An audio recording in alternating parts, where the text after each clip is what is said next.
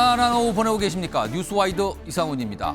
포항 영일만 앞바다에 대량의 석유와 가스가 매장돼 있을 수 있다는 정부 발표가 나온 뒤에 경제성이 과연 얼마나 있을지 놓고 지금 의견이 분분합니다. 이런 가운데 매장 가능성을 분석한 미국의 액트지오사의 설립자가 오늘 한국을 찾았습니다.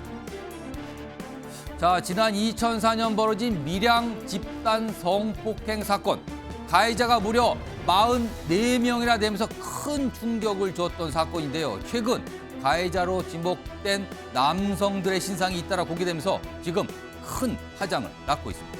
자, 이런 이슈들과 함께 저는 1분 뒤에 돌아오겠습니다.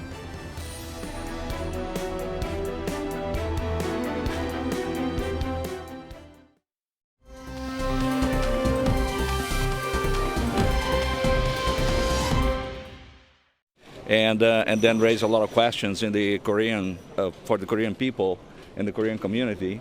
So then I come here to discuss with KNOC what's the best way for us to approach this and actually to give better or more clear responses for the Korean people in this very, very important project.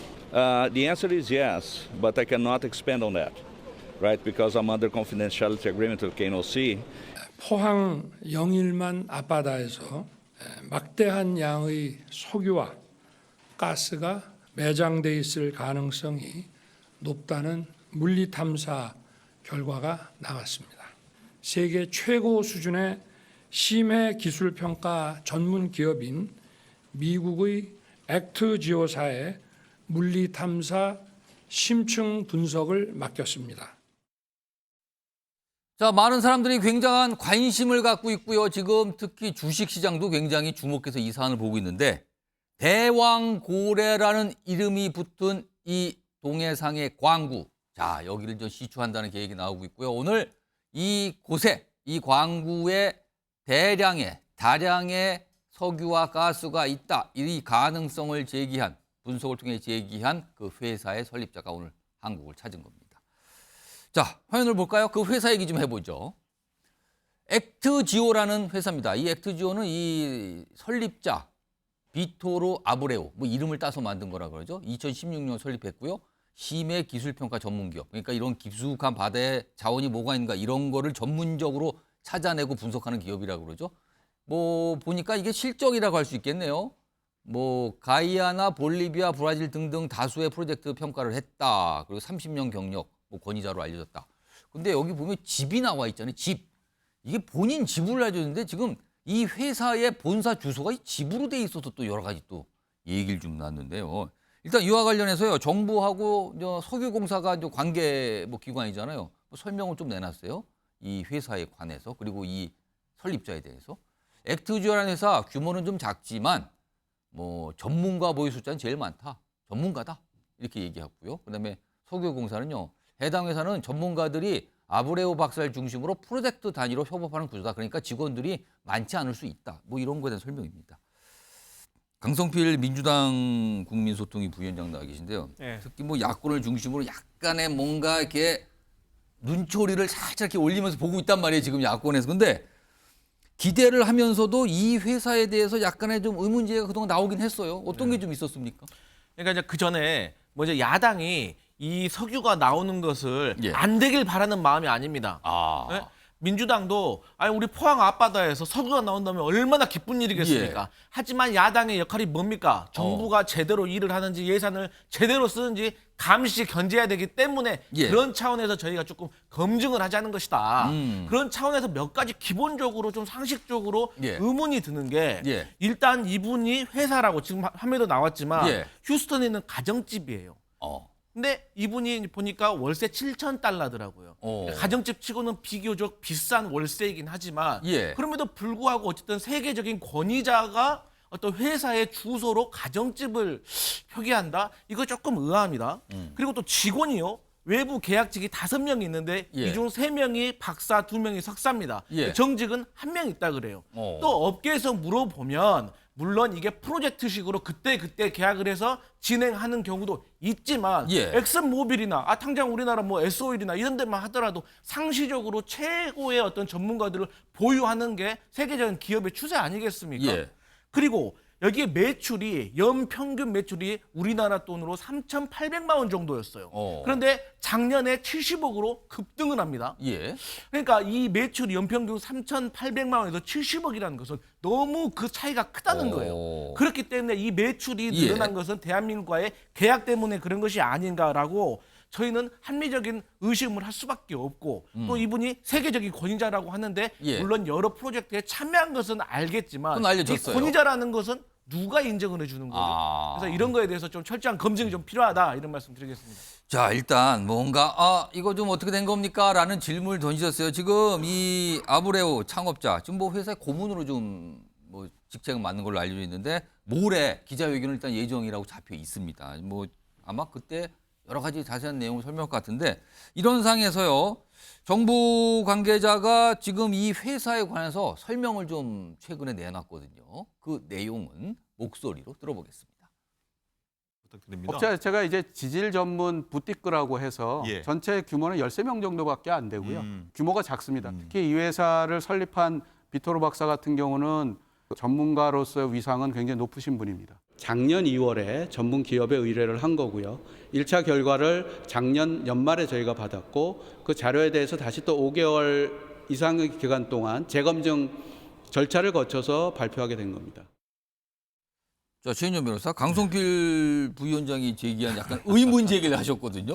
어떻게 좀 제가 한 말씀으로 정리하겠습니다. 예. 미국 어떻게 보면 US 월드 앤 리포트에서 인정하는 14위에 올라 있는 라이스 대학교의 겸임 교수라고 합니다. 예. 그리고 그게 휴스턴에 있고 실제 대학교 지금 본인의 어떤 그 덱과 이 사업장도 휴스턴에 있는 걸 보면은 일치하는 것이죠. 더불어서 좀 전에 이제 통상산업부의 그 차관이 말씀하셨고 예. 그와 같은 내용을 서울대 공대 교수님이 이분이 전 세계적 석학이라는 것을 사실상 인정하고 있는 건 아니겠습니까? 그렇다면 거꾸로 이러한 사안에 대해서 민주당은 누가 이와 같은 사안에 대해서 세계 최고의 엔지니어인지를 어떻게 보면 제시를 해줘야 된다라고 저는 생각을 합니다. 그런 의혹을 제기를 하려고 하면 말씀드린 것처럼 서울대 공대의 교수로 있는데 그 사람이 전문가가 아니다. 이런 얘기나 마찬가지인 것이거든요. 그렇기 때문에 이런 사안에 대해서 나름대로 어떻게 보면 견제하는 것은 좋습니다. 예. 하지만 그런 것이 정말 뭐 부러우면 지는 것이다.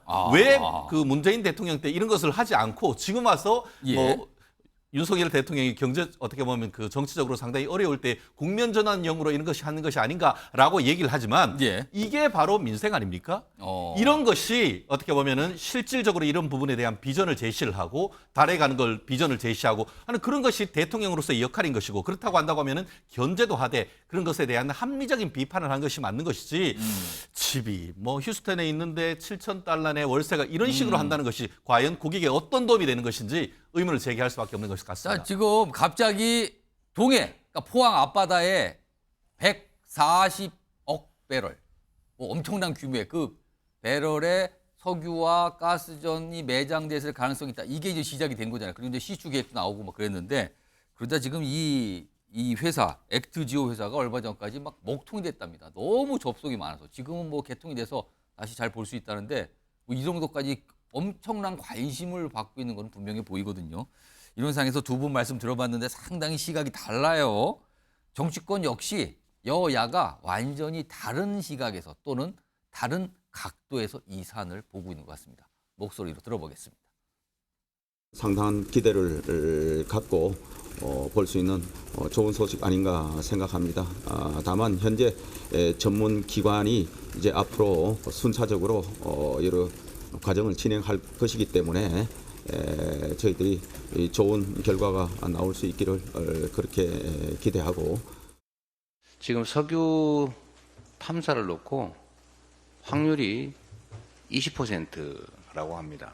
20% 확률이니까 1,000억씩 들여서 5번을 뚫리면 확실하다 이렇게 얘기한다는데 이런 소리 하면 안 되겠죠. 정부 예산을 들여서 밑빠진 독에 물붓기가 될지도 모르는데 이렇게 정부 예산을 전적으로 들여서 하는 것도 심각하게 고려해 봐야 될 부분입니다.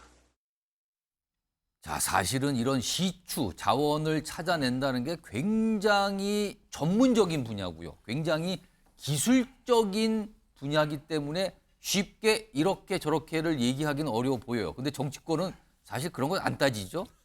그리고 막 얘기하고 있어요, 지금요. 이런 상황에서 화면 좀 보겠습니다. 정치권 반응을 다시 한번 좀 정리해봤는데 여기 4명이 등장을 합니다. 자, 포항 앞바다 영일만 이 뭐 석유 가스전이잖아요. 여야 반응이 일단 민주당의 한민수 대변인은 이렇게 얘기를 하네요.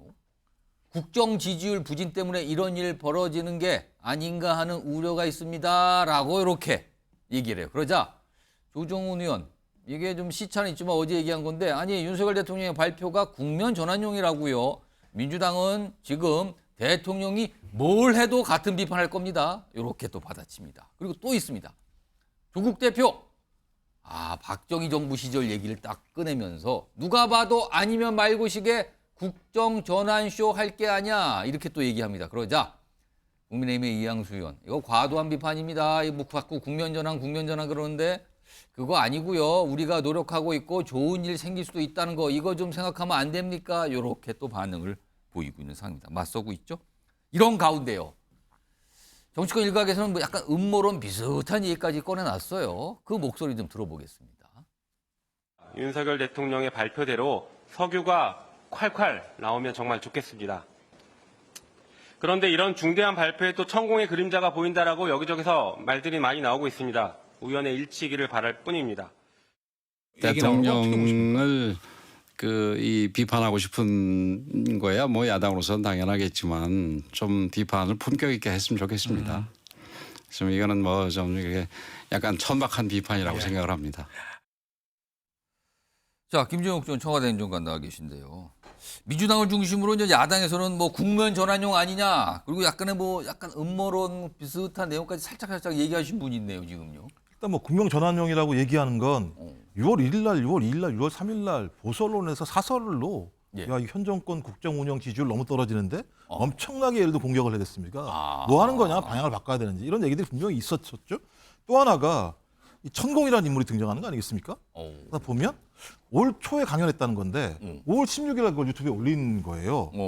그러니까 천공이 얘기하면 다 사실이 되네? 용산시대. 용산으로 이전했지 않습니까? 의대정원 2,000명 얘기가 나왔지 않습니까? 이런 어떤 천공이 얘기하면 현실화되는 상황이 벌어지기 때문에 천공의 예언에 대한 예언력을 얘기하는 게 아니라 이거 알았던 거 아니야? 말씀하신 건 작년 2월에 용역을 줘서 연말에 받았다는 거고 연말에 그 내용을 가지고 국내 전문가들한테 5개월 동안 검증했다는 거잖아요. 그렇다면 이런 과정들을 안 거 아니야?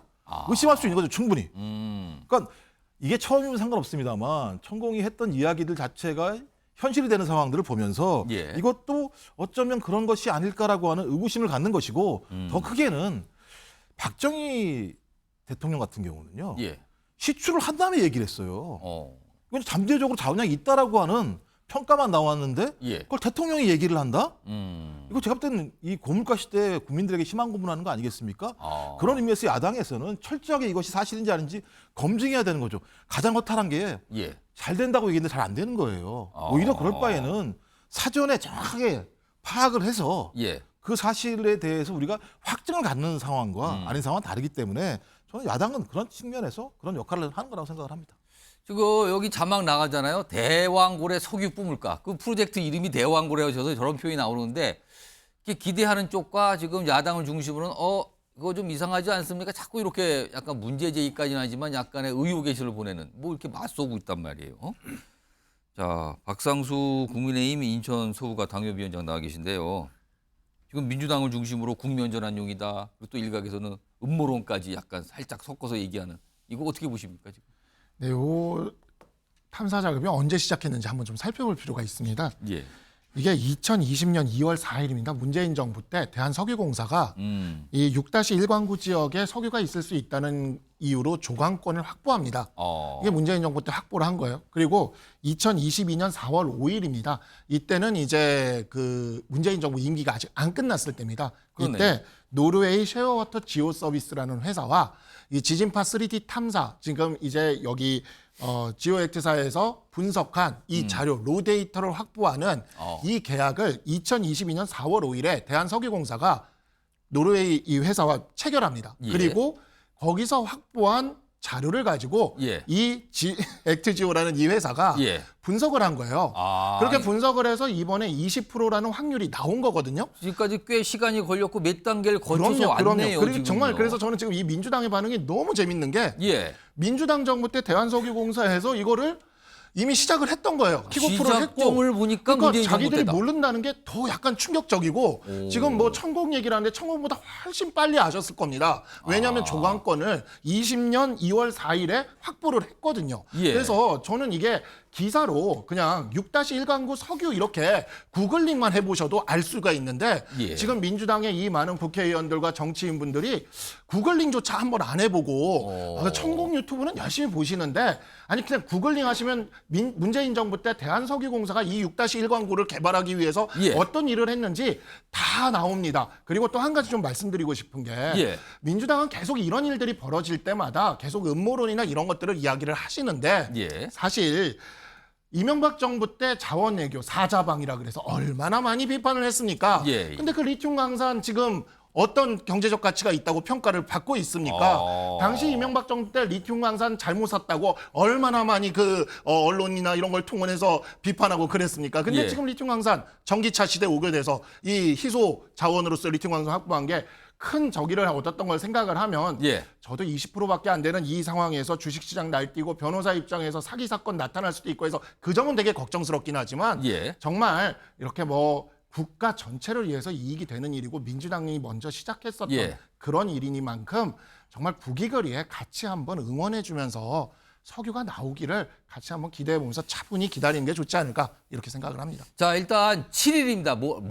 모레 이 아브레우 박사 이 설립자의 기자회견 그리고 그 이후에 어떤 작업이 진행되겠죠. 실제 뭔가가 나타나는 건지 아닌지 이걸 뭐 또 정치권도 그리고 국민들도 아마 지켜볼 겁니다. 지금요. 자, 첫 번째 이슈로 대왕고래 프로젝트 좀 전해드렸고요. 다음 주제로 넘어가 보겠는데요. 제목으로 준비되어 있습니다. 한동훈을 견제하려다 유승민 걱정을 하는 건가? 이게 어떻게 연결이 되는 건가요? 두 명의 정치인이 등장을 했는데요. 우선 이 얘기의 시작점이 있습니다. 황우여 국민의힘 비상대책위원장의 얘기인데요. 이거 며칠 됐습니다. 이 얘기 좀 먼저 들어보겠습니다.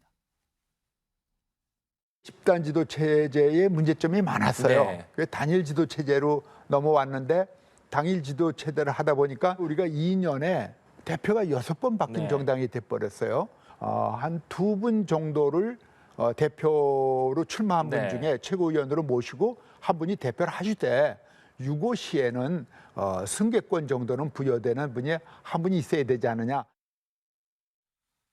최근에 황우여 비대위원장이 이런 얘기를 자주 여러 곳에서 했어요. 그러니까 지금 당을 이끄는 지도부 구성과 관련해서 뭐 집단이네 단일이네 있는데 단일 지도체는요. 당대표를 뽑는 거는 딱 따로 뽑아요. 그럼 당대표 한 명만 뽑히는 겁니다. 그리고 당대표와 같이 일하는 조금 당대표만 못하는 최고위라는 자리가 있는데 그건 또 별도로 뽑는 거죠. 근데 이게 단일 지도체돼요. 그러면 단일 지도체의 당대표의 권한은 막강하거든요. 근데 이게 여러 가지 문제가 있으니까 그러지 말고 한꺼번에 뽑아서 1등은 대표하고 2등, 3등, 4등, 5등은 그냥 최고위원 하시죠. 이게 집단 지도체제입니다. 이걸 좀 논의하고 있다는 거예요. 지금 국민의힘은 단일 체제인데요. 자, 다음 화면 좀 보겠습니다. 그런데 조금 더 구체적인 내용들이 나와요. 자, 황우여 위원장 처음 지도체제에 대해서 얘기를 했는데 공식 명칭은 2인 지도체제. 그렇다면 두 명이 거의 비슷한 권한을 갖는다는 뜻인데 1등이 당대표 그리고 2등은 수석 최고위원으로 하자. 이렇게 되면 1등과 2등이 거의 비등비등한 영향력과 위상과 힘을 갖게 된다. 이 뜻이 되는 거거든요, 지금요. 자, 이 얘기가 나오자 강성필 부위원장, 정치권에서는요. 지금 한동훈 전 비대위원장이 당대표에 나오면 당선될 가능성이 유력하고 그러면은 우뚝선 대표가 될 가능성이 있다. 그러니까 한 전 위원장을 견제하기 위해서 2인 지도체제로 만들려는 거 아니냐. 두 사람을 넣으면 한동훈 위원장의 힘이 그만큼 약해지는 거 아니냐. 이런 얘기가 나온다 그러는데 어떻게 보십니까? 먼저요. 원래 정치권에서 당대표를 뽑을 때 예. 말씀하신 것처럼 집단 지도체제가 있고 단일 지도체제 있잖아요. 예. 거의 양당이 단일성 지도체제를 고집해 왔습니다. 예. 그 이유가 다 있는 거예요. 그런데 이제 거기에 대해서 황우여 비상대책위원장이 이렇게 해놓으니까 뭐 2년 동안에 당대표가 6번이나 바뀌는 뭐 잘못이 있었다라고 하는데 당대표가 무너져 버리면 나머지도 다 같이 네. 무너지게 된다는 거죠. 근데 저는요, 이것은 제도가 잘못된 게 아니라 예. 어떤 국민의힘과 대통령실 사이에서 보이지 않는 손이 작동을 했기 때문에 그 잘못으로 인해서 당대표가 자꾸 바뀐 것이지 예. 제도는 전혀 잘못이 없어요. 예. 그리고 집단 지도 체제라고 하잖아요. 아시는 것처럼 모두가 출마를 해가지고 1등 대표, 2등, 3등, 4등, 4 이렇게 최고위원 되는 거잖아요. 그런데 기존의 집단 지도 체제에서도 2등이 수석 최고위원이라는 명칭이 붙었어요. 예. 그렇기 때문에 저희 민주당도 정청래 의원이 수석 최고위원이라고 말을 하고 뭐 원내대표 때도 제가 수석 예. 최고위원으로서라는 말을 하잖아요. 예. 그런데 굳이 다 알고 있는 것을 황우여 비상대책위원장이 왜 2인 체제 이런 말을 한다? 그러니까 왜 2인 체제? 그러니까 이것은 당대표를 뽑는 거에 출마하세요라고 뽑고 1등과 2등을 지도부에 둔다. 이거예요, 그렇죠. 지금. 이것은 어차피 어떤 룰로 하더라도 한동훈 전 비대위원장이 당대표가 될 것이 뻔하니까 예. 이것을 견제하기 위한 대통령실과 친윤의 어떤 노림수가 아닌가. 다른 인물을 2등이라고 안 치자. 그렇죠. 그러니까 뭐 주류 대 비주류에서 어떻게 해서 견제를 하려고 그리고 어떤 유사시에는 리더십을 흔들려고 하는 것이 아닌가라는 노림수로 보이는데 예. 제가 삼자적인 입장에서 봤을 때 조금 답답한 면이 뭐냐면 예. 아니 그러면 친윤과 비윤 주자 중에서 비둥비둥한 1등, 2등, 3개, 2강 구도가 서야지 이게 가능한 시나리오인데 제가 봤을 때는 나경원, 유승민, 안철수, 윤상현 등 비윤들만 좀 다 모여 있는 것 같아서 이렇게 한다고 해도 친윤 세력이 견제가 안 될 것 같아요. 예. 그리고 무슨 대표, 부대표라는 이런 말까지 나오는데 예. 저는 살다 이런 어떤 명칭은 처음 들어봐요. 그래서 순리대로 하는 것이 낫다. 예. 정치라는 것이 계획대로 안 된다. 나비 효과가 있다. 저는 이 말씀 꼭 드리고 싶습니다. 지금 단일 지도 체제를 집단으로 바꾸자는 얘기 나오는데 조금 더 구체화돼서 처음에 3인 체제가 나오더니 이제 2인 체제. 1등과 2등이 지도부를 구성하고 그다음에 그 위에 3, 4등은 별도로 다시 뽑고 뭐 이렇게 얘기가 나오는 거란 말이에요. 근데 당내에서는 일단 반응이 이거 뭐 굳이 그렇게 해야 됩니까? 문제 있는 거 아닙니까? 라는 반응들이 나와요. 그리고 다른 목소리도 하나 영상에 붙어 있습니다. 들어보겠습니다. 사람을 누구를 견제하기 위해서 네. 단일 지도 체제에서 집단 지도 체제로 가야 된다. 예. 또는 또 뭐 이 절충형으로 가자. 예. 이렇게 들리는 순간 우리 제도는 형해화되게 됩니다. 뭐 저 지도부가 무슨 위원회를 만들어 가지고 전대 룰이든 지도부의 어떤 구성이든 집단 지도냐 뭐 단일 지도 체제냐 그걸 가지고 한다니까 뭐 정하는 거는 뭐 그분들이 정하는 거지만 제가 강조하고 싶은 거는 그런 걸 정할 때 지금 앞으로 3년이나 임기가 남아 있는 이 캄캄한 상황에서 제발 위기의식을 가지고 우리가 어떤 식으로 하면 민심이 돌아오겠냐 거기에만 포커스를 맞춰서 해줬으면 좋겠다. 자, 당내에서 이 상황과 관련해서 나온 목소리 좀 전해드릴까요? 화면에 있습니다. 여기 뭐 이철규 의원, 대표적으로 친윤 이렇게 꼽히시는 분이잖아요. 누군가를 견제하기 위해 단일해서 집단으로 가는 거, 집단 체제로 가자. 이렇게 들리는 순간 우리 제도는 형해야 된다. 약간 반대 입장이네요. 그리고요, 성일종 사무총장. 아니 전당대회 개최까지 시간이 지금 촉박하다. 지도체제 이거 바꾸는 거에 대해서 이거 논의하지 않기로 했다. 그냥 그대로 가야지 지금 시간도 없는데 뭘 바꿉니까? 약간 이런 반응인데요.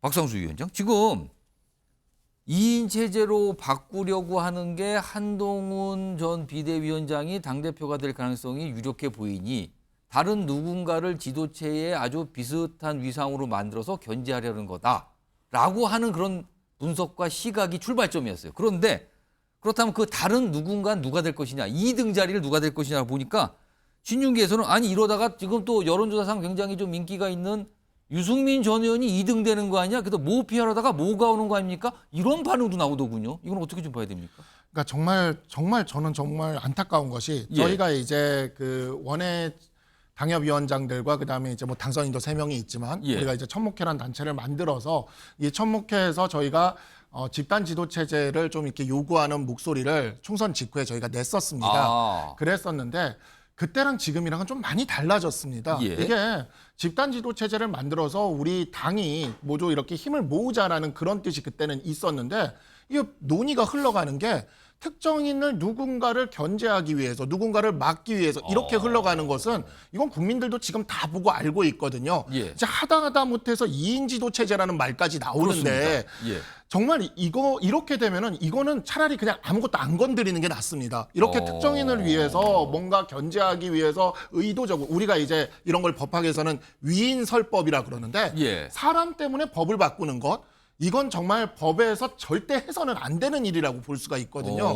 지금 이철규 의원이 이야기를 주신 거에 대해서 저도 오히려 지금 이철규 의원이 이 말씀에 지금 동의가 되는데 예. 우리가 어떤 누군가를 특정인 때문에 그것을 견제하기 위해서 단일 지도 체제를 집단 지도 체제로 가자 뭐 이렇게 하는 순간 우리 제도는 형해야 된다. 이 말씀에 저는 100% 동감한다는 생각이 들고 예. 진짜 이런 식으로 제도의 개혁이나 국민들을 위한 거나 우리 당을 어떻게 건강하게 만들기 위한 게 아니라 정말 누가 봐도 어떤 의도를 담고 이렇게 하는 거라면 그냥 차라리 지도체제 부분은 건드리지 말고 예. 그대로 가는 게 맞을 것 같다라는 생각이 듭니다. 제가 오늘 오기 전에도 천목회에 같이 있는 김재섭 예. 의원이랑도 이 부분을 같이 통화를 하고 좀 그러셨어요? 얘기를 해봤어요. 했는데 김재섭 의원도 2인 지도체제 이게 말이 되느냐. 우리가 집단 지도체제 얘기했던 거랑은 이건 말도 안 되는 지금 요구를 하고 있는 것이다. 예. 그래서 내가 그래서 오늘 방송도 있을 건데 방송에 가서 내가 2인 지도 체제는 분명히 반대한다라고 개인적으로 반대한다라고 얘기를 하겠다라고 얘기를 했고 예. 김재섭 의원도 그 면에 있어서는 2인 지도 체제는 본인도 찬성할 수 없다는 이야기를 했거든요. 그래서 아마 다들 비슷하게 느낄 겁니다. 이런 식으로 제도를 바꾸려고 해서는 안 된다. 예. 이거는 좀 분명히 말씀드리고 싶습니다. 그러니까 국민의힘의 지금 청년 정치인들 천목회라는 모임이 있잖아요. 지금 여기 천목회 가입해서 하신 분들 말씀하고 지금 이 박상주 위원장도 그 말씀하셨는데 천목회 차원에서 이거 반대다 2인 체제 이거 뭡니까 지금? 천목회 차원까지는 아니고요. 아니고요. 예, 그건 아직 아닙니다. 논의는 안 네. 했었어요, 그거는? 예, 거기까지는 아직 논의가 안 됐고. 거기에 이제 구성원 일부에서는 의견 교환이 아직은 하셨다. 그 의견까지는 왜냐하면 저희들이 집단 지도 체제 주장했다라는 건 아직 그걸 공식적으로 바꾼 적은 없으니까. 알겠습니다. 근데 2인 지도 체제는 저 개인적으로는 반대다라고. 알겠습니다. 김재섭 위원과도 논의를 했다. 그렇게까지만 그럼 이해를 하겠습니다. 이게 좀 복잡한데 김종욱 위원장. 그러니까 국민의힘 일각에서 제가 뭐 친윤인의 비윤의 이 표현은 안 하겠습니다. 국민의 일각에서 처음에 한동훈 전 위원장이 당대표가 돼서 위상이 높아지고 힘을 발휘하는 걸 견제하기 위해서 지도체제를 바꿔야 된다는 주장이 나왔다. 근데 그게 바뀌어진다고 가정해서 보니까 자칫하면 유승민 전 의원이 지도부에 들어갈 가능성이 있다더라. 이게 뭡니까? 약간 이런 분위기들 얘기가 오늘 나온 건데 그렇다면요. 김종욱 전 의원과 유승민 전 의원의 지도부 입성을 막으려면 아까 강성필 부위원장이 잠깐 말씀하셨지만 친윤계 유력 주자가 당대표에 출마해서 2등이 되면 되잖아요. 근데 없다는 거예요, 인물이 지금? 아직까지 그럴 만한 계산이 안 나왔나 보죠. 그러니까 제가 볼 때는 황우여 비대위원장이 대통령한테 말씀하셔야 돼요. 이게 2인 체제를 갈 게 아니라 좀 개입 좀 하지 마세요. 개입을 하면서 6명이 바뀐 거 아니겠어요? 이준석 당대표 날렸죠. 그다음에 나경원 후보 같은 경우 주저앉혔죠. 따지고 보면요. 김기현 당대표도 날린 거 아니겠습니까? 예. 어떤 형태로든지 대통령실이 개입해서 지도체제가 계속 흔들리기 때문에 예. 당이 제대로 돌아간 적이 없는 상황이지 않습니까? 그 결과가 뭡니까? 선거에서 192대 108이라고 하는 결과가 나온 거잖아요. 그러면 국민의힘은 대통령에게 정확히 얘기해야 되는 거죠. 대통령은 대통령의 직무에 충실하십시오. 국민의힘은 우리가 알아서 하겠습니다라고 얘기를 해야 되는데 꼼수리 나오는 거예요. 이런 식으로. 거기다가 더 큰 문제는 한동훈 전 비대위원장이 입만 바라보고 있는 거죠. 출마하는지 안 하는지가 가장 중요한 거예요. 예. 그러니까 완벽한 상수가 돼버린 겁니다. 그래서 한동훈 전 비대위원장이 나오는 순간 판은 정리가 되는 상황이기 때문에 예. 제가 볼 때 별로 수가 없어요. 이 상황에서는. 그러면 진짜 가장 최악의 수는 한동훈 전 비대위원장이 당대표가 되고 2위 수석 최고위원이 유승민 최고위원이 되는 상황 자체는 매우 최악의 상황이 될 수밖에 없는 상황이기 때문에 저는 지금 이런 어떤 국민의힘 내부의 혼란스러운 상황들을 반영하고 있는 것이 2인 체제라고 하는 아주 희한한 구조를 얘기하는 거다. 예. 저는 그런 얘기 하기 전에 국민의힘 내부의 스스로가 어떻게 자강할 수 있을 것인가, 대통령과 홀로 설 수 있을 것인가, 저는 그런 부분에 대한 격렬한 토론을 하는 것이 더 빠른 길이라는 생각이 듭니다. 개인위원입니다. 혹시 황우여 비대위원장이 혹시 당대표에 도전을 하거나 그럴 가능성은 전혀 없다고 보십니까? 심판이 플레이어로 나올 수가 있겠습니까? 만에 그런 얘기가 된다고 하면은 이른바 제2의 김기현 사태 이런 얘기가 나오지 않겠습니까? 지금 실질적으로 이번 총선 민심 자체가 어떻게 보면 그 국민의힘 당과 용산 사이의 어떤 수평적 그 관계가 아니고 지나친 수직적 관계 예. 속에서 그 결국 그에 대한 반성적 고려를 통해서 이번 그 전당대회를 하라라는 나름대로의 어떤 큰 흐름이 있지 않습니까? 예. 그런데 거기에서 오당팔이라고 할 수 있는 사실상 정계를 은퇴하신 분이 와서 당권을 도전한다? 그거는 정치적 상상의 어떤 영역인 것이지 현실적 영역이라고 보기에는 어려운 것 같고요. 저는 이렇게 봅니다. 아까 얘기한 것과 같은 연장선상에서 최근에 민주당에서 위인설법 얘기가 나오지 않습니까? 민주당 22대 국회 1호 당헌 당규 변경이 이재명 총재추대법, 이른바 당권 대권 합치법 이런 얘기가 나오는 시점에서 예. 국민의힘에서 그와 같은 논란이 일어난다는 것은 있을 수 없는 일이죠. 그렇기 때문에 어떤 그 국민의 어떤 그 의사를 얼마 정도의 어떤 그 포함시킬 것인가 이런 정도의 어떤 룰 개정을 넘어서 집단 지도 체제로 변경하는 이런 얘기가 나오는 것이 이 당헌 당규 개정 특유의 권한의 범위 내에 포함되는지 여부에 대해서 내부적으로도 지금 비판적으로 보고 있지 않습니까? 그렇기 때문에 이런 부분에까지 어떤 개정이 이루어질 것이라고는 저 또한 생각하기 어렵지 않나 생각합니다.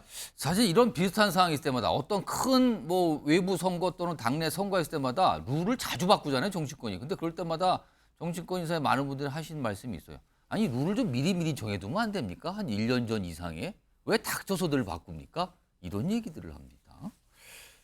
그런데요. 다음 주제도 룰을 바꾸는 거와 관련이 있어요.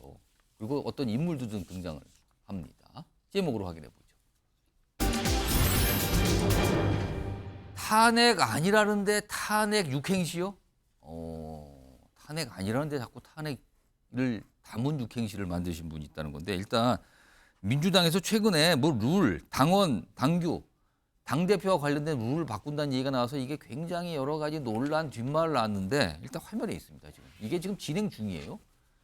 민주당에 이제 규정이 있는데 대선 출마 시에는 1년 전에 당대표에 물러나야 된다. 이게 규정이에요. 그러니까 당대표가 하고 있는데 대선에 출마할 경우에는 그 선거 1년 전에는 당대표에서 물러나세요. 이게 민주당의 규정이에요. 이른바 뭐 당권, 대권 분리 규정인데 이걸 지금 민주당이 바꾸려고 하는데 당무위원회 의결이 있으면은 이 사퇴 시한을 좀 바꿀 수 있습니다.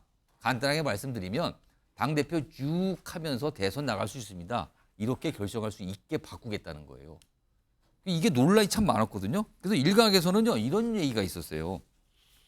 이거 지금 윤석열 대통령에 대한 탄핵 이거 민주당이 벼르고 있는데 그거를 관철시킨 다음에 조기 선대 열리면 당대표 유지하면서 이재명 대표가 대선 출마하려는 거 아닙니까? 이 얘기가 단박에 나왔어요. 그러자 민주당에서 약간 수습을 합니다. 목소리 들어보시죠. 만약 뭐 여러 가지 사유로 이 대선 일정이 만약 뭐 개헌 등의 사유로 변경될 시에는 1년 전 사퇴 조항을 적용할 경우엔 이재명 대표는 피선권이 박탈됩니다. 탄핵을 저는 염두에 두진 않고요. 저는 여러 가지 뭐 대통령 연임제를 포함해서 뭐 여러 개헌 이슈도 있을 수 있다 보고요.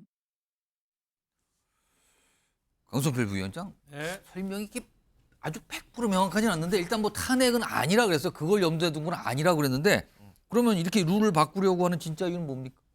사실요 이 본질이요 예. 지금 탄핵이 될 거냐 안 될 거냐 그리고 그 탄핵 열차에 민주당이 공식적으로 인정하냐 안 하냐 이게 사실 본질인 거예요. 왜냐 지금 민주당의 구조를 보나 이재명 대표의 리더십을 보나 당원의 지지도를 보나 어떠한 룰과 어떠한 상황에서도 이재명 대표가 지금 현재로서는 민주당의 대선 후보가 될 가능성이 아주 높은 상황입니다. 예. 그렇기 때문에 룰은 별로 사실 저는 중요하지 않다고 봐요. 예. 그런데 문제의 본질은 방점은 만약에 탄핵이 됐을 때라는 말이 붙는 거잖아요. 예. 그렇기 때문에 이재명 대표가 탄핵이 됐을 때를 전제로 해서 이재명 대표가 대선 후보로 나갈 수 있게 개정한 거냐라는 게 방점이 아니라는 거죠. 근데 단박에 그렇게 계속 나오거든요. 그런데 저는 그럼 그렇습니다. 방점이 어디 있는 겁니까 그러면? 방점은 말씀드린 것처럼 이게 당대표가 지방선거를 한참 진두지휘를 하고 있는데 예. 이게 당대표 1년 전 사퇴라는 시한 때문에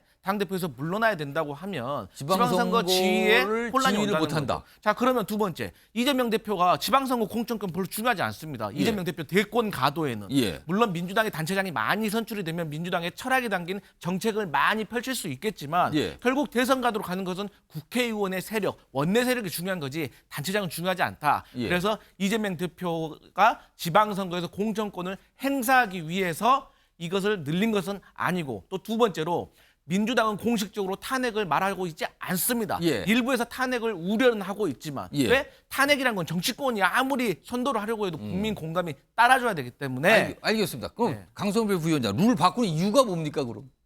어떤 룰? 룰을 지금 바꾸려고 하는 거잖아요. 당대표의 그 1년 전 사퇴 규정을. 그러니까 그 말씀드린 예. 게, 다시 말씀드리면은 지방선거 전에 갑자기 예. 3개월 전에 대표가 바뀌어버리면은 지방선거 지휘권자가 바뀌어서 혼란이 올 수 있기 때문이다. 그래서 하지만 여기에 대해서도 오해를 하지 말라는 것이 지방선거 공천권과 이재명 대표의 대권 가도하고는 별 그러니까 의미가 없다. 지방선거를 당대표로서 이끌 필요가 있다. 이거를 생각해두고 룰을 좀 바꾸려고 하는 거다. 그렇게 이해해달라는 말씀인데. 맞습니다. 자, 그러면은 지금 강성필 부위원장 그렇고요. 아까 장경태 최고위원장도 이거 룰 바꾸는 거는 탄핵과 관련이 없다. 우리 그러고 생각하는 거 아닙니다라고 얘기를 했어요. 그런데 다음 볼까요?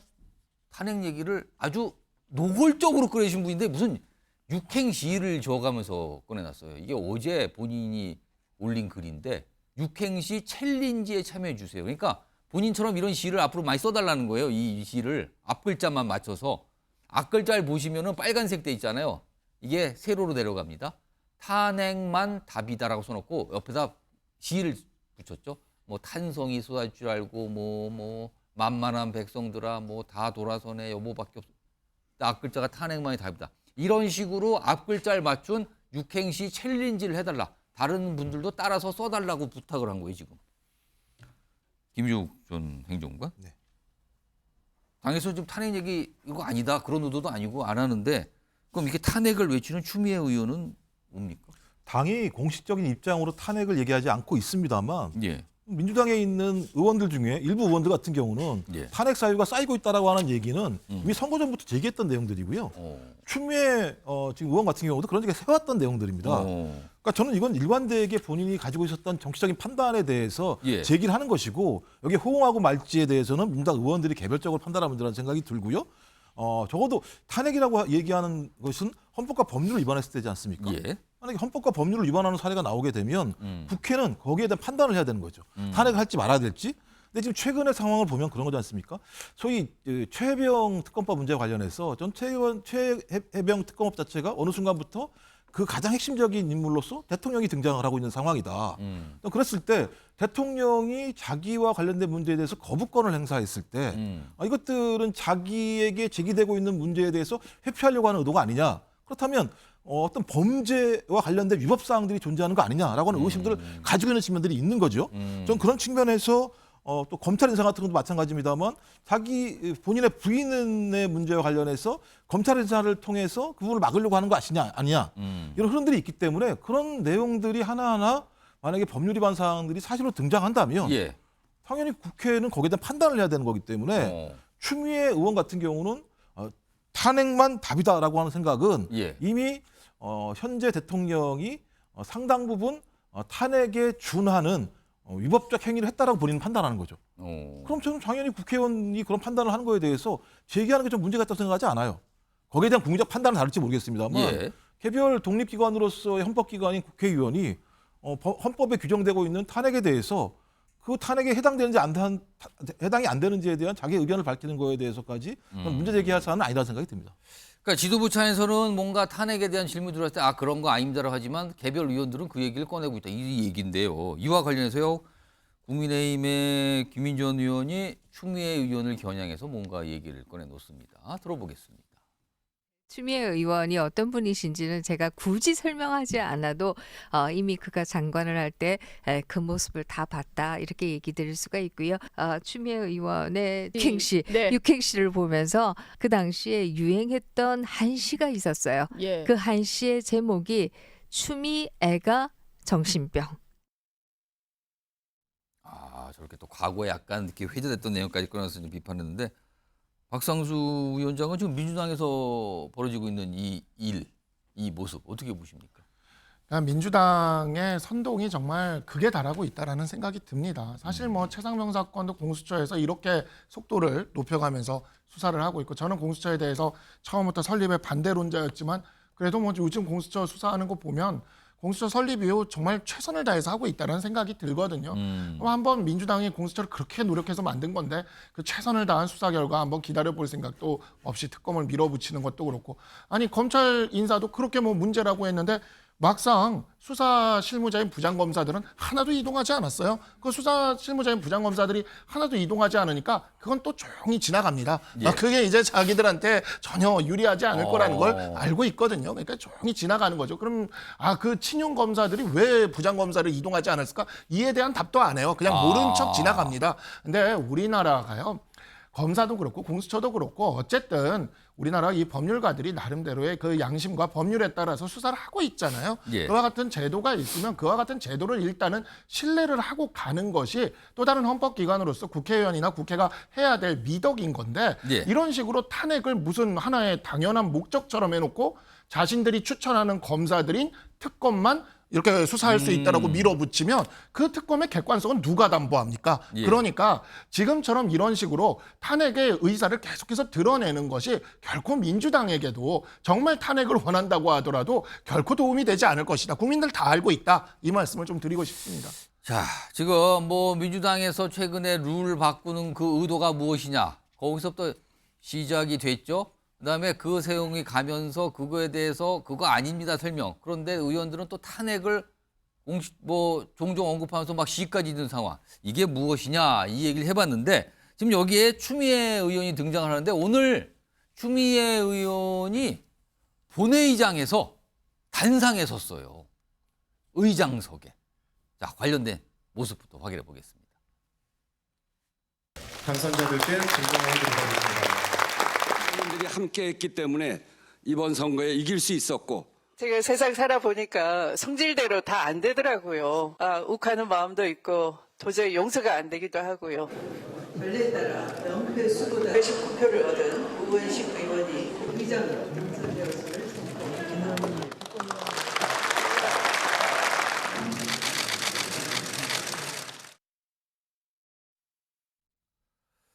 자, 최인영 변호사. 아니 오늘 임시 본회의 열렸어요. 국회의장을 민주당에서 후보를 냈잖아요. 확정해서. 네네. 그리고 부의장 한 명하고 국회의장 한 명이 냈는데 그걸 최종 의원들 투표로 확정하는 본회의가 열렸는데 사회를 추미애 의원이 봅니다. 의장 자리에서. 그렇습니다. 지금 첫 20일에 첫 어떻게 보면 첫 본회의. 임시회의지 않습니까? 그러면은 누가 대장을 하죠? 누가 의장을 하죠? 의장이 안 뽑혔으니까. 그렇죠. 그러기 위해서 이제 국회법에 보면은 예. 첫 어떻게 보면은 새로운 국회가 했을 때는 최다선 연장자, 최다선 지금 6선이시니까 지금 국회에서 가장 선수가 높으시죠. 그럼 그리고 또 국회에서 예. 가장 어른이란 뜻입니까? 그렇죠. 그러면? 그리고 또 같은 선수가 여러 명 있으면은 예. 그 중에서 연장자라고 해봤더니만 이 추미애 이제 당선인이 아니고 의원이시죠. 예. 의원께서 딱 그 요건에 맞다 보니까 의장석에서 첫 회의를 주재하는 그것이 국회법에 규정이 돼 있다가 했는데 아마 이 자리가 내 자리인데라고 생각했을지도 모르겠습니다만 어쨌든 뭐 회의의 개회 그리고 절차 진행 그 자체에서는 큰 무리가 없이 진행했을 것으로 보이는 것 많은 같습니다. 분들이 굉장히 오늘 묘한 모습이다. 사실은 추미애 의원이 국회의장에 도전을 안 했더라면 주목 자체를 받을 장면이 아니에요. 근데 본인이 국회의장이 하겠다고 당내 경선에 나섰지만 탈락을 했거든요. 그런데 첫 본회의에 본인이 의장석 사회를 보고 우원식 의원이 국회의장이 되는 투표를 본인이 주재를 한 게 됐단 말이에요. 자, 저 자리에서 추미애 의원, 최인영 변호사 무슨 생각했을 것 같습니까? 야, 이 정말 내 건데 뭐 이런 생각을 좀 했을 것 같습니다. 굉장히 보면 만감이 교차하시지 않을까 싶은데요. 굉장히 차분한 어조로 결국 임시의장으로 해서 22대 국회 회를 선언했다는 사실 자체로서도 어떻게 보면 굉장히 역사적 순간이었던 것이죠. 다만 실질적인 22대 국회의장을 선출한 다음에 의사봉을 넘겨주고 하는 그런 모습, 그때는 아마 정말 아쉽다 이런 생각을 했지 않을까 싶은데 어쨌든 간에 6선 어떻게 보면 22대 국회의 가장 어른으로서의 역할은 충실히 하셨다. 저는 그렇게 평가를 합니다. 강성필 부위원장? 네. 추미애 의원 저 의장석에 서서 마이크를 잡고 우원식 의원을 국회의장으로 뽑는 내용을 본인이 사회보고 주재했을 때 무슨 생각을 하면서 저걸 했을까요? 사실 오늘 본회의가요. 예. 상당히 조금 웃을 일만 아닙니다. 왜냐하면 1967년 그리고 2020년 그러니까 7대 국회, 21대 국회 때는 예. 여당 단독만으로 열린 적은 있지만 야당 단독만으로 본회의가 개회된 적은 처음이에요. 국민의힘 의원들이 참석을 안 한 불참했기 상태였죠. 때문에 그런 어떤 침울한 분위기 속에서도 예. 그 추미애 의원께서는 아마도 예. 이런 노래 있잖아요. 내가 웃는 게 아니야. 라는 어떤 그런 마음이셨지 않았을까. 웃는 게 아니라는 거는 혹시 설마 여당 의원들이 참석 안 해서 그것 때문에 웃는 게 아니란 뜻입니까? 아니면 다른 이유입니까? 이 의사봉이 거의 저한테 한 90% 들어왔다가 지금 잠깐 있다 나간 것 같아가지고 하지만 또 2년 후에 또 기회가 있기 때문에 잘 보관하라고 마음속으로 그렇게 말씀하지 않으셨을까 그렇게 생각해 봅니다. 근데요 여기서 마지막으로 제가 생각이 드는데 이거 제가 김종욱 전 행정관하고 박상수 위원장께 다 30초씩만 드릴게요. 지금 이제 전반기, 후반기 국회의장 나눠서 하는 2년씩. 그래서 김종욱 전 행정관 후반기 때 추미애 의원이 국회의장에 뽑힐 가능성 어떻게 보십니까? 뭐 정치는 알 수 없는 거기 때문에요. 제가 볼 때는 본인이 계속 국회의장을 하시겠다고 판단하면 저는 후반기에 줄 것 같아요. 전반기에 이런 일이 있었기 때문에 민주당 내부에서. 근데 본인이 또 정치적인 어떤 다른 흐름들이 존재할 수도 있기 때문에 알 수는 없는 상황입니다만 그런 것이 아니라면 저는 당연히 전반기에 말씀하신 것처럼 90%까지 다 왔는데 다시 한 번 더. 그러니까 당시면 왔는데 의심이 안 온 거지 않습니까? 좀 그렇다면 후반기에는 저는 민주당 국회의원들이 뭐 바뀌지 않을 테니까 저는 미안해서라도 추미애 의원을 국회의장으로 후반기 의장으로 뽑을 거라고 생각합니다. 박상주 위원장은 당심은 이번에 왔는데 의심이 안 왔다. 그 후반기 때 의심이 오겠습니까? 추미애 의원이 혼자가 아니에요. 단일화를 했잖아요. 정성호 의원이 가만히 계실까요? 나는 모르겠어요. 이게 단일화를 했기 때문에 그래서 단일화 대상이었던 분들 중에 또 다시 또 이렇게 생각하시는 분이 있지 않을까라는 생각이 듭니다. 알겠습니다. 아무튼 오늘 굉장히 주목을 받았어요. 의장 도전했는데 의장이 아닌데 의장 역할을 하는 저 모습은 무엇일까? 이런 얘기들이 있었습니다. 자, 지금 시각을 보니까요. 오후 6시 7분을 지나가고 있습니다. 여러분께서는 MBN 뉴스와이드를 시청하고 계십니다.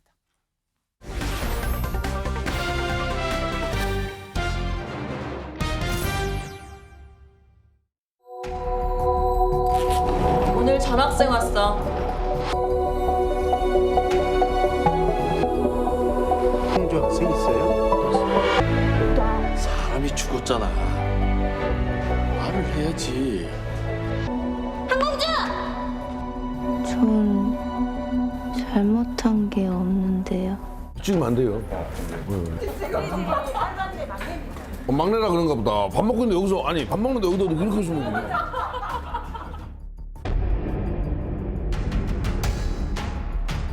이번 이슈의 제목 지금 많은 분들이 관심을 갖고 있고 그때 그랬지 이게 어떻게 된 건가 얘기를 하시는데 지금 제목이 이렇습니다. 폭로에 떨고 있는 가해자들입니다.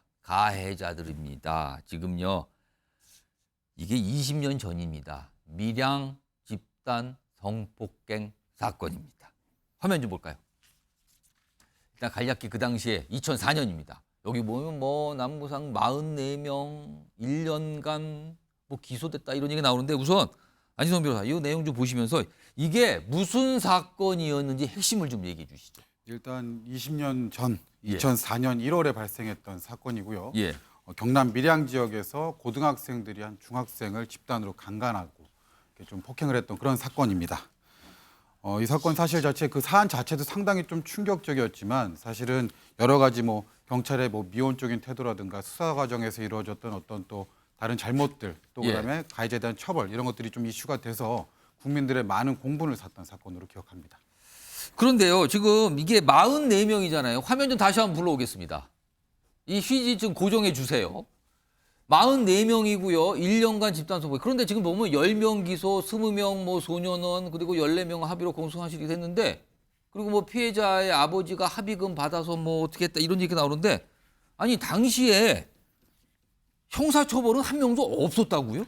정확히는 한 명은 형사처벌이 됐습니다. 됐습니까? 근데 그 처벌 자체도 이 사건만으로 온전히 처벌이 된 것은 아니고 이 지금 처벌된 학생, 그 당시 학생 자체가 당시에 다른 성범죄 사건으로 재판을 받던 중에 다른 이런, 건과 같이. 예, 그래서 병합이 돼서 이제 처벌이 된 그렇다면 것이고요. 엄격히 말하면 이 건으로는 제대로 된 처벌이 없었다 이렇게 볼 수 있는 겁니까? 그렇죠. 또 당시에 안타깝게도 당시에 예. 사실 이 성인지 감수성이라든가 이런 부분들의 발달이 좀 많이 아주 후진적이었던 그런 시대적 20년 상황 때문에 전이군요. 예, 그래서 이 성범죄가 당시만 하더라도 친고죄로 규정이 되어 있었습니다. 친고죄. 예, 그렇기 때문에 이 합의를 하게 되면은 수사기관이나 법원, 사법부에서 처벌을 하고 싶어도 공소권 자체가 없어지기 때문에 공소권 없음 처분이 났던 것이고 또 이제 여러 가지 수사 과정에서 뭐 대질 조사라든가 이런 아주 잘못된 수사 방식으로 인해서 피해자의 진술이 좀 흐트러진 부분들이 있습니다. 그러므로 인해서 사실은 혐의 없음 처분도 났던 거고.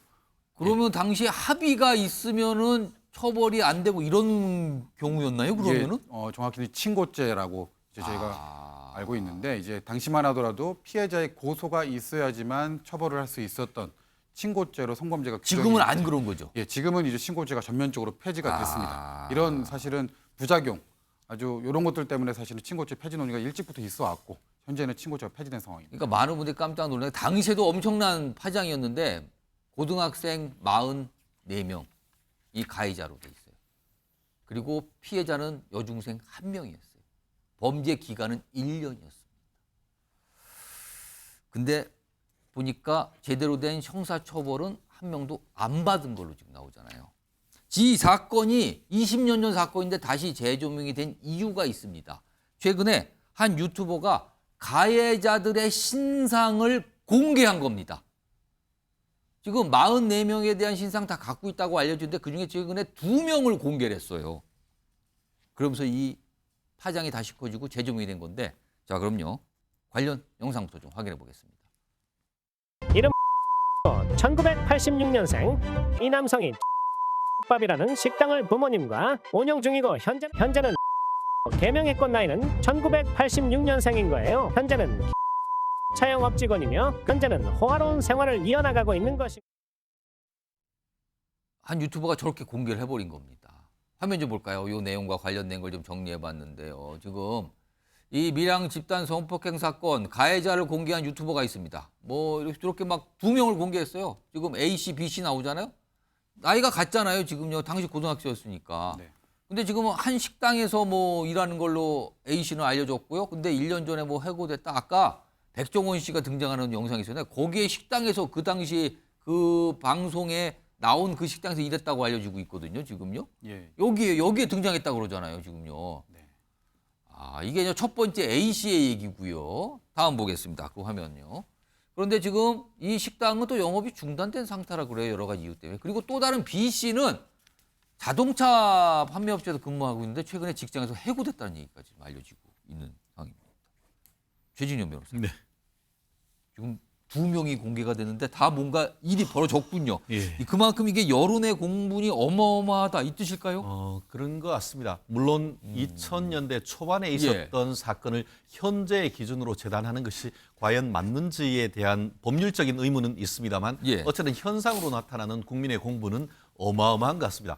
저도 유튜브를 통해서 얼른 검색을 해봤더니만 첫 번째 공개했던 영상 같은 경우에는 현재 조회수가 246만 회.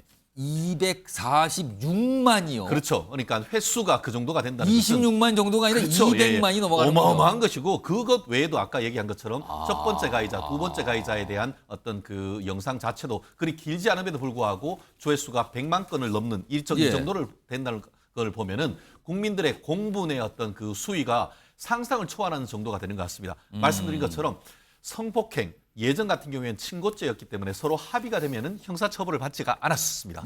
그러다가 2000년대 중반에 이게 그 여성계에서의 요청 뭐 이런 걸 해서 이 보면은 그 고소를 취하한다 하더라도 형사처벌되도록 됐습니다만 결국 이 사건에 대해서 성범죄가 20년이 지났지만 그에 대한 어떤 여성의 인격 살인이다라고 얘기할 정도의 어떤 국민들의 감정이 어마어마하게 어떻게 보면 나쁘다는 것을 보여주는 사안인 것 같은데요.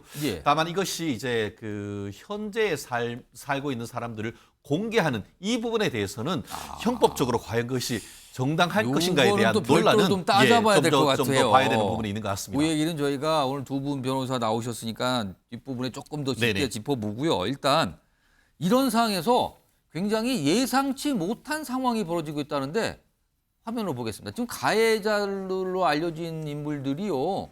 이 신상을 공개한 유튜버 이렇게 연락을 한대요. 지금 밀양 사건 가해자들이 저에게 서로 제보를 하고 있는 상황이다. 오, 제보를 하고 있다고요? 지금 유튜버에게? 그러면서 이 유튜버가 이렇게 얘기해요. 아니 저한테 사과하시지 말고요. 피해자에게 사과를 하셔야죠. 이렇게 얘기한답니다. 안지성 변호사? 예. 해당 유튜버가 이렇게 밝힌 거예요. 지금 가해자들이 자기한테 연락 와서 제보를 하고 있다. 이게 무슨 상황이고 왜 이러는 거라고 보십니까?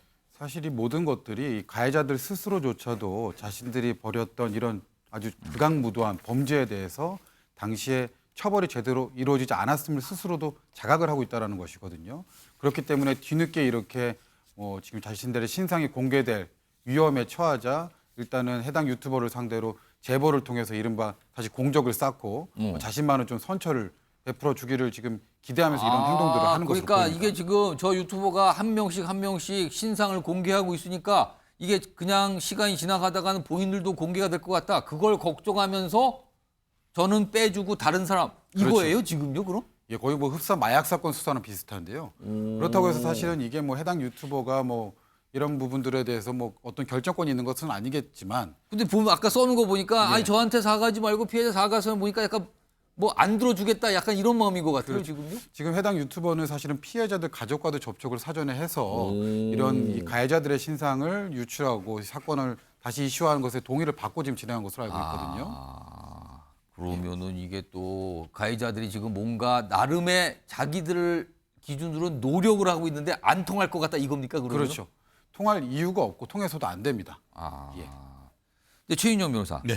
그런데 지금 사실은요 이 사건, 이 밀양 이 성폭행 사건을 모티브로 한 영화도 있었고 뭐 드라마도 있었다 그러는데 이게 지금 다시 인기 역주행을 하고 있다 그래요. 이게 한참 만들어진 건데 다시 많은 분들이 보고 있다. 그만큼 또 관심과 분노를 하고 있다 이걸까요? 그렇습니다. 좀 전에 아까 처음 시작할 때 그 영화가 나왔던 것 아니겠습니까? 예. 그렇기 때문에 그런 부분에 대해서 요즘은 뭐 인터넷에 찾으면은 유사한 키워드로 해서 바로 뜨는 것이기 때문에 그런데 그 당시 관련해 가지고 뭐 여러 가지 지금 내용이 있습니다만 가해자 측의 어떻게 보면은 그 부모들 반응 이런 부분에 대해서도 당시에 굉장히 어떻게 보면은 그 지금과는 사뭇 다른 감각을 지금 보이고 있는데 그래요? 아니 우리 잘난 아들 여자가 와가지고 꼬드겨가지고 그러는 것 아니냐. 우리 인생 피해본 것은 뭐 어떻게 하느냐 하는 그런 반응이 상당히 많았다는 것이죠. 잠깐만요. 그럼 그 당시에 그 가해자 학생들이잖아요. 그 학생들의 부모들이 보였던 반응이 이 사건 성폭행 사건 때문에 그 가해자 학생이 피해를 봤는데 이거 어떻게 할 거냐라는 반응이에요? 그렇죠. 지금으로 본다고 하면은 이른바 성폭행의 2차 가해로 해서 더 처벌이 강해질 것이지만 그 당시 기준으로서는 지금 같은 경우에 쉽게 말하면 뭐 우리 시쳇말로 꽃뱀 같은 것 아니냐. 거꾸로 이게 그 여학생이 와서 꼬리를 치는데 우리 아이가 어쩌라고 이런 식의 어떤 반응이 있어서 특히 그러한 반응에 대해서 지금 인터넷 댓글창이 폭발할 정도의 어떤 그 반응을 보이고 있는데 그 당시 시점과 지금 시점에 어떤 그 괴리가 있다는 것을 보여준다 한다 하더라도 어쨌든 그 어떤 그 당시에 어떤 있었던 사람들의 어떤 반응은 전혀 어떻게 보면 우리가 납득하기 어려운 그런 상황이 정도의 어떤 말이 되는 것 같습니다. 지금 이런 신상 공개에 관해서 방금 이 자막으로 지나갔는데 이 가해자의 지인으로 보이는 인물의 반응이 이것도 지금 큰 논란처럼 비춰지고 있는데 지금 뭐가 폭로가 되니까 이런 거래요. 밀양 가해자 주중한 지인. 아니 결혼 앞두는데 왜 건드리냐. 안지성 변호사 이거는 어떻게 봐야 됩니까? 사실 이게 지금 이렇게 지금 나오고 있는 태도 자체가 당시 20년 전 상황과 사실 정확히 일치합니다. 그러면은 그 가해자들과 가까운 인물들의 판단은 안 바뀌었다? 똑같다? 그렇죠. 전혀 여전하다? 반성의 기색이 없는 거고 사실 그때도 지금은 이제 2차 피해라고 하는 엄연한 규정이 있지만 당시만 해도 그런 규정은 없었지만 그런 행동이 잘못됐다라는 인식은 분명히 있었을 겁니다. 그래서 특정 기자도 그런 데에서 반성적인 어떤 기사를 표출했던 것도 있었고 그런데 그런 부분에 대해서 전혀 반성적인 고려 없이 이른바 지금 뭐 꽃뱀이다 뭐 하면서 사실은 피해자를 오히려 좀 비난을 했단 말이죠. 또 당시에 뭐 한 설문조사에 밝혀졌듯이 당시에 이제 그 밀양시의 시민들의 인식 자체도 여자가 더 잘못됐다라고 하는 그런 인식 정말 그런 게 지금 뭐 기사를 보도록 보면 그런 내용이 과거에 그랬었다라는 게 알려지고는 있네요 지금요. 맞습니다. 그런 인식들이 그때서 그친 게 아니라 지금 현재까지도 이어져 왔고 왜 이제서 또 그러냐? 내가 또 왜 이 피해를 봐야 되냐? 이런 지금 인식이 기저에 깔려 있다는 것이거든요. 이 부분은 정말로 잘못된 부분입니다. 지금 만약에요. 지금 당시가 20년 전인데 지금처럼 비슷한 어떤 범죄가 저질러졌고 그거에 대한 그 가해자들 관련된 인물들의 반응이 저렇다면 지금은 어떻게 됩니까? 일단은 현재는 다행스럽게도 우리 성인지 감수성이 좀 많이 발달을 했고 저런 야만의 시대를 저희가 극복을 했기 때문에 특별법들이 많이 제정이 됐습니다. 예. 그렇기 때문에 지금 사실은 저렇게 또 제일 문제가 됐던 것들이 가해자의 부모가 피해자를 찾아가서 합의를 종용하고 탄원서 제출을 강요하고 이런 부분들이 사실 상당히 문제가 됐었거든요. 예. 해당 행위들은 현행법에 따르면 이제 특정범죄 가중처벌 등에 관한 법률 위반, 연단강요죄로서 이른바 2차 피해 정도가 아니라 독립적인 범죄로서 처벌을 받게 됩니다. 지금은 굉장히 엄격하게 다뤄진다는 말씀인데 사실 그 부분과 관련해서는 제가 예. 대법원 양형위원회의 전문위원으로 예. 있으면서 성폭행에 있어서 이 그 형의 가중사유, 감경사유를 할 때에 예. 얘기하는 것처럼 뭐 술 먹어서 감경해달라 그런 것들도 이제 빼버렸고 그리고 특히 얘기한 것처럼 합의하는 과정에서 2차 피해를 어떻게 보면 그 만들어낸 케이스에서 형을 특별히 가중하는 그런 규정을 다 어떻게 보면은 이런 논의를 거쳐서 합의를 거쳐서 지금 만든 거기 때문에 지금으로서는 만약에 저런 얘기를 했다가는 정말 아마 상상하기 어려운 그런 상황이죠. 20년 사이에 어떤 성인지 감수성이라든가 여성의 성범죄에 대한 인식이 이렇게까지 바뀌었구나 하는 것을 오늘 몸소 체험할 수 있는 시간인 것 같습니다. 지금 이 사안과 관련해서 이게 신상 공개가 되면서 다시 재조명이 되니까 많은 분들이 그때 기억하시는 분도 있고 아니면 좀 이런 걸 뒤늦게 깊게 보신 분도 있는데 이런 얘기가 나오군요. 당시에 수사를 담당했던 수사기관과 관련돼서 다시 얘기가 나와요. 화면에 좀 있습니다. 자, 밀양 성폭행 사건 피해자 보호 소홀했던 경찰일까? 약간 의문 제기가 다시 나오는 거예요, 지금. 이거 뭡니까? 라고. 당시에 피의자를, 가해자잖아요. 40명 넘게 세워놓고 피해자 보고 범인을 지목하라고 했다는 거예요. 이게 뭡니까? 지금 피해자 보고 마주 보고 여기서 누가 그랬는지 지적해봐라. 대면을 시킨 거예요. 그리고요. 여경 대신 남경이 조사했다. 그리고 조사 중에 피해자를 모욕했다라는 얘기가 나오는데 밀양의 물을 다 흐려놨다. 그리고 이거를 뭐 누설했다는 얘기도 있어요. 특히 저 노란 글씨로 된 이 두 가지. 안지성 변호사. 예. 이거 뭡니까 이거는? 정말 상상할 수 없는 일이 벌어졌고요. 정말 이거는 정말 상식 밖의 일이고 불법 행위로 봐야 됩니다. 이건 사실 수사가 아니라 폭력이었다고 봐도 무방할 정도인데요. 일단은 가해자 44명과 사실은 대질 조사를 실시를 한 겁니다. 그럼 피해자가 그 가해자 학생들 쭉 넣어놓고 앞에 예. 서서 누구지 지목해봐라. 네. 당시 상황을 사실 제가 직접 경험해보지는 않았지만 상상을 해본다면 가해자들 중 44명의 무리의 가해자들이 피해자로 하여금 내가 언제 너를 성폭행했냐, 또 나랑 좋아서 한 거 아니냐라는 식의 진술들이 이어졌을 것이고요.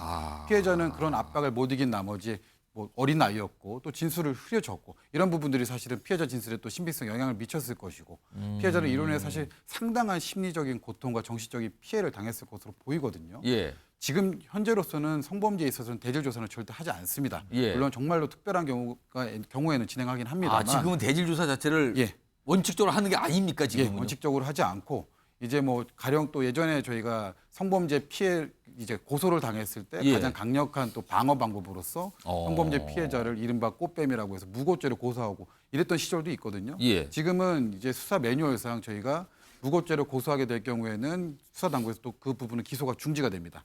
아예 무고죄 부분의 수사 절차가 중지가 되기 때문에 이런 피해자에 대한 보호, 배려가 지금은 다행히 마련이 되어 있습니다만 당시만 해도 정말 미개할 정도로 어떻게 44명을 두고 대질 조사를 할 생각을 그때는 했는지. 그렇게 하는 거를 그럼 당연하다고 생각한 걸까요? 제가 사실 그 시절에를 경험해 보진 못했지만 그렇다 하더라도 이 부분은 변호사님께서 좀 더 잘 아실 테지만 저는 정말 납득이 가지 않습니다. 이건 뭡니까? 사실 지금은 정말 격세지감이다라고 표현을 할 수밖에 없는데요. 예. 아까 말씀드린 것처럼 예전에는 이게 정조에 관한 뭐 이런 식으로 해서 이게 성폭력 자체가 여성의 정조에 관한 것이다라고 했다가 그 사이에 이게 성적 자기 결정권을 침해한 것 이런 식으로 해서 죄의 성격이 바뀌었고 예. 옛날에는 경찰서에서 아까 얘기처럼 쟤 맞아? 이렇게 했다고 하면은 지금 같은 경우에는 성폭력 피해자 조사하는 것을 해바라기 센터라고 있는데 그 해바라기 센터가 경찰서에 있느냐? 그렇지 않습니다. 병원에 있습니다. 그래서 여성이 병원에 가서 치료받는 것처럼 하면은 심리적인 저항감이 전혀 없지 않습니까? 약간 더 안심을 하겠네요. 훨씬 더 편하게 있고 그런 층 같은 경우에는 화장실도 여자 화장실밖에 없을 정도로 여성 피해자가 편안한 마음으로 어떻게 보면 조사를 받을 수 있도록 하는 그 사이에 어떻게 보면 여성 어떤 성범죄와 관련되는 훨씬 더 인격적인 인권에 관한 개선이 이루어졌는데요.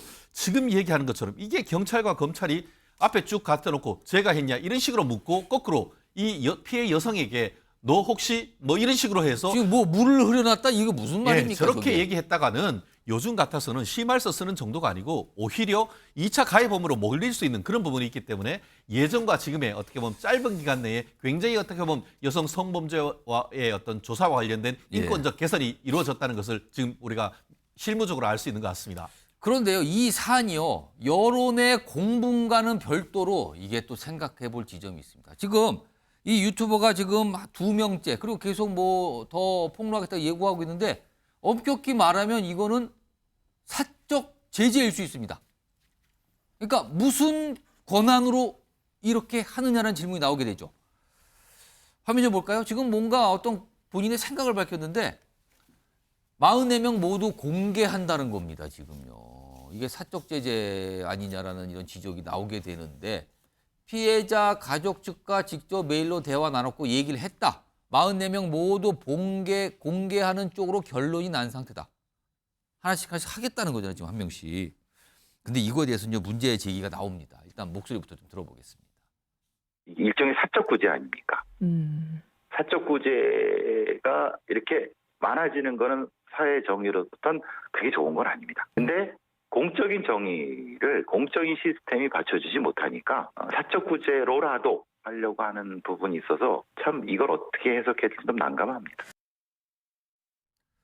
자, 안희정 변호사. 이게 이제 사적 제재 논란입니다. 지금요. 이게 이 유튜버도 이렇게 되면 문제가 발생하는 거 아닙니까? 일단은 이런 부분들이 형사법적으로 책임을 질 수 있는 부분은 있습니다. 예. 일단은 뭐 유튜브를 이용해서 했기 때문에 정보통신망을 이용해서 명예를 훼손한 부분, 예. 그리고 또 이제 개인정보보호법 위반 이슈도 생길 수도 있고요. 다만 이러한 사적 제재에 대한 논란이 왜 지속적으로 계속해서 반복되느냐에 대해서 우리가 한번 조명을 해볼 필요가 있습니다. 사실 이른바 이제 지연된 정의라 그래서 우리 사법 체계에 대한 불신 그리고 이 양형이 좀 약한 정도에 대한 불만들이 사실은 이런 부분들을 촉발을 하는 것이거든요. 그런데 문제는 이런 부분들이 이른바 오발 사고로 이어질 수 있다는 것입니다. 사실은 체계적인 검증이 없이 사실 확인이 없이 이루어지는 것이기 때문에 엉뚱한 사람이 가해자로 공개가 될 가능성 그걸 말씀하시는 겁니까? 그렇죠. 실제로 이런 사례들이 일부 있었고요. 뭐 어떤 사례에서는 그렇게 가해자로 오인돼서 지목됐던 사람이 자살하는 사고도 있었습니다. 이런 부분에 대해서 사실은 제재가 분명히 이루어져야 되는 것은 맞습니다. 그러게요. 최인정 변호사, 이거 그러면은 이게 법적으로 사적 제재로 논란이 된다는데 그러면은 이게 문제가 되려면 명예훼손 등등등 하려면은 이 가해자로 지목돼서 신상이 공개된 사람이 문제 제기를 해야 되는 거예요? 그렇습니다. 기본적으로 그 친고죄나 반의사 불벌죄 이런 부분으로 돼 있는데요. 실제로 이와 유사한 사안이 이른바 bad fathers, 양육비를 지급하지 않는 나쁜 아빠들 공개하는 거. 공개해서 이름하고 그러네요. 주소를 공개했던 그런 케이스가 있습니다. 그게 있네요. 그렇게 하니까 그 나쁜 아빠로 지목된 사람이 그런 어떤 그 양육비를 받도록 하는 그 사람들을 형사 고소를 했었는데 이게 그 정보통신망법상 사실 적시 명예훼손 아니겠습니까? 근데 1심에서는 국민 참여 재판을 통해서 무죄가 나왔었습니다. 그런데 왜냐하면 이게 공공의 이익을 위한 취지라고 무죄를 했었는데 항소심에 가서는 개인이 어떤 그 양육비를 지급하는지 여부가 공적 관심사라고는 볼 수 없다라고 해서 유죄를 판결 선고를 하면서 바뀌었네요. 100만 원을 벌금을 선고하면서 실질적으로 어떤 돈을 안 내도 된다는 그런 취지의 판결을 했고 대법원에 가서도 동일하게 사적 제재라고밖에 볼 수 없다라는 취지로 해서 유죄 판결을 냈습니다. 다만 처벌 수위는 현저히 낮았습니다. 그러네요. 그런데 이번 사안은 그 배드파더스하고 조금 다를 수 있지 않을까 하는 생각인데요. 예. 한마디로 공적 관심사로서 공익에 관한 사안인지 여부에 대한 판단이 다를 수가 있는데 예. 아까는 돈을 주는지 마는지 이게 공적 관심사는 아니지만 예. 여성의 인권과 관련해서는 어떻게 보면 사적 이익과 관련되는 점도 있습니다만 그 다른 측면에서 봤을 때는 공익에 관한 사안이라고 볼 여지도 없지 않기 때문에 이 사안에 대해서 지금 한 사람 한 사람이 형사 고소할 가능성 충분히 있죠. 예. 그랬을 때 과연 이 그 유튜버가 실제로 형사적으로 처벌될지에 대해서는 앞으로 어떻게 보면 법조계 내에서도 상당 부분 문제가 여지가 있지 않나 싶습니다. 안희정 변호사는 이 유튜버 처벌 가능성은 어떻게 보세요? 일단 우리 사법부에서는 사적 제재에 대해서 비교적 엄하게 판단을 하고 있습니다. 예. 대표적 예를 들면은 조두순 씨 다 아실 겁니다. 예. 아주 극악무도한 범죄자였는데 조두순 출소 이후에 이제 응징을 한다고 하면서 어떤 20대 남성이 폭행을 한 사건이 있었습니다. 이에 대해서 법원은 사적 제재만큼은 절대 허용돼서는 안 된다라고 하면서 징역형을 선고한 바가 있습니다. 예. 이 사건도 사실은 이런 사적 제재에 대한 왜 이런 일들이 계속해서 발생하는지에 대한 고민 충분히 양형적으로 검토가 될 수 있겠지만 사적 제재 자체가 만행하게 되면 사실은 국가, 사회는 무너집니다. 그렇습니다. 그래서 이런 부분들 때문에 아무래도 이런 부분들이 형사 사건화가 된다면 처벌까지는 이어질 것으로 보입니다. 여러 가지 문제를 지금 파생하고 있네요, 지금. 근데 지금 이 유튜버는 뭐 계속 공개하겠다고 이러고 있으니까. 결국 이 부분에 대해서는 저도 좀 상당 부분 공감하는데요. 왜냐하면은 이 유튜버 같은 경우에는 제가 아까 확인을 했더니만 가입자 수가 지금 한 35만 명이 넘어가더라고요. 예. 그리고 진짜 그 유튜브 하나의 어떤 조회수가 200만 건, 300만 건을 넘어가면 그에 따라서는 실질적인 어떤 광고 수익 같은 게 있단 말이에요. 그러면은 목적 자체는 어떻게 보면은 어떤 가해자에 대한 정의 실현 이런 예. 취지로 하지만 실질적으로 그에 따른 광고 수익 같은 어떤 다른 상업적 목적이 있다라고도 볼 여지가 있기 때문에 그렇기 때문에 지금 변호사님 말씀하시는 것처럼 이 사안이 정말 공익적으로 어떤 목적에서 그런 것이 아니느냐 아니면은 그렇죠 오히려 그냥 비방의 목적으로 하는 것이냐 예. 이런 것에 대한 어떤 가치 판단이 다를 수가 있는데 적어도 법조인 입장에서는 사적 제재가 인정될 여지가 상당 부분 높기 때문에 이런 것이 정당한지에 대한 어떤 사회적인 논란이 계속 이어질 것 같아서 좀 걱정되는 부분도 많습니다. 알겠습니다. 다음 준비된 이슈도 영상을 먼저 확인해 볼 텐데 여기 보시면요 시청자 여러분들 깜짝 놀라실 것 같습니다. 그 영상 지금부터 확인해 보겠습니다. 네가 친구들한테 욕하고 쌤 때렸잖아. 그랬으니까 조용히 하세요. 이러겠다고요.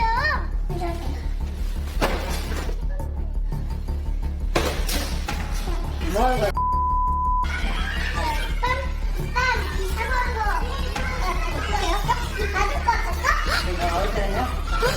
뭐 하는 거야 지금?